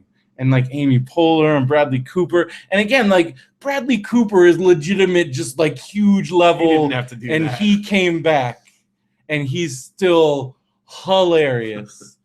I mean, I've been hit and miss with Bradley Cooper and like some of his movies, but he's right back there. Still got the chops. Still got it. I always think of him as Will Tippin personally, but I still have never watched. Remember that Kitchen Confidential show where it's like him and John Francis Daly, and like I feel like we should have watched that at some point. We should have, but we never did. It doesn't hit the things that are interesting to me on the surface. So I don't know. But it's got like some of like because he left Alias to do that. Yeah. Oh, Will Tippin. Remember that's all he was. Will Tippin. Oh, Alias. All right. What's your final verdict? Do we rule it like that show went off the rails? Well, okay. This was my final verdict of it. I loved it all the way up to the end, but the last season got cut short, and it does show a little bit. They had their ending in mind, but they had to rush that last season to get there. There were certain parts of it where you're just like, what? So, yeah, I feel like it shows it still ended satisfactorily. They definitely knew it was ending, but what's the main bad guy? I keep forgetting his name. Sark, and then there's the main bad guy. His final turn was very abrupt, and I think that's why. Because he was always playing both sides, but then their last one was very abrupt, and I think that's rushed. What it was. Anyway, they didn't have time to do it proper justice, but it still was good for what it was. I like the ending of that a lot better than Lost, even still. That show was nuts. Yeah, that show went places you did not expect it to go. No. I guess that's true of all of JJ's. Well, yeah, that's kind of what he does. Felicity goes cray. Hey, yes, Steve, we're wrapping it up. Trying to wrap it up because I have to go to work tomorrow. It's almost midnight. I haven't said that in like 9 months. I know, it's fantastic. I gotta go to work. I'm Bruce Wayne. He's out there, Phil. He's out there. I gotta go to work. So for real. Comedy Bang Bang. Oh yeah, I was flipping through and I'm like, why is this still in there? And then I realized I only watched half of season 3. I don't know how you did that. I have 11 more episodes. If only I could go back and have those 11 to see again for the first time. Like, yeah. So bad Brendo. All right. I gotta go to bed. I'm getting woozy. It's time. All right. I'm playing Clicker Heroes. That's about my video game summary. And you're playing all the stuff. We can talk about sports ball, which the kids now play their own. They play like live action sports ball. Yeah, like cosplay. They ride around stuffed animals and hit each other with balloons. Yeah, they're like, we're playing sports ball, Dad. And I'm like, wait, what do they do? Oh, because it's funny. I explained because Anthony had never seen, so I'm like, it's like joust, and he's like, oh, okay. Yeah, and they're running around each other with balloons, so it's okay. Also, I love that those giant balloons still exist. Oh yeah, because nothing ever. You can always get a few minutes of fun out of a giant balloon. They played with those balloons for like 2 hours after you left. You can always get some good quality play time out of giant balloons. And these are the ones that when you let go, they do that. Meow. So like they played with us for hours. All right. Where can everybody find us? RadioBrendo.com. That's right. BenviewNetwork.com. At BrendoMan on Twitter. BrendoMan@gmail is our email address. Send us your letters. Join our book club. All that kind of good stuff. Book club. Go to RadioBrendo.com for all those links. I just updated the book club with our upcoming stuff, so you can be prepared for that. I got to start tracking those down. They got at the library. Those ones should be easy to find. Yeah. I guess it's popular. Lemonade. Yeah. The Lemonade War. Okay. And there's 5 in the series. So. Oh, man. 5 books. Getting up to 5. Getting there. Yeah. What do we top out at? 8? 8. And then we cycle back around again. What's our 8? I got them all planned. I know what our 7's going to be. What did I say our 7 was going to be? You said 7 was going to be Harry Potter. Said sometime. You want to do Harry Potter this time? We can do it. We can do it. Well, I don't know. What do you have right now? I can't remember. I got to look. I have like a schedule. All right. It's in there, though. Your schedule. It's in there. I'll look. Maybe we'll do that one. All right. That's good. RadioBrendo.com. Episode 179. 179 in the can. What's the name of this episode? I got to go to work. Gotta go to work. Yeah, that's good. That's good. Like it. Because I do. I'm freaked out a little bit, Phil. You're gonna do great. I haven't been in the work. I have spent at least half of this unemployment not wearing pants. I'm wearing pants today. Phil wore pants today. I wore pants today. I under duress, but still. All right. We should do it. We'll be sure to post that Anthony's as soon as it goes up. We'll link to it. Anthony's adventure vlog in the orchard. In the orchard. Yeah, and I'm wearing pants in that. Which, again, in 90 degrees. And that's hot. And you can see Matt and I slowly just melting in the background. Yeah. Well, I'm like dripping sweat. I spoke this morning, so I had to wear pants. I guess that's the thing. You did a great job. Thank you. It was fun. But I'm hot. I went to church. I know. It's a big day. I like you speaking, and that's about it. Well, that's what you were there for. I knew that ahead of time. That's what it was. Well, I think that's going to do it for another episode of Radio BrendoMan. Wait, what did I do?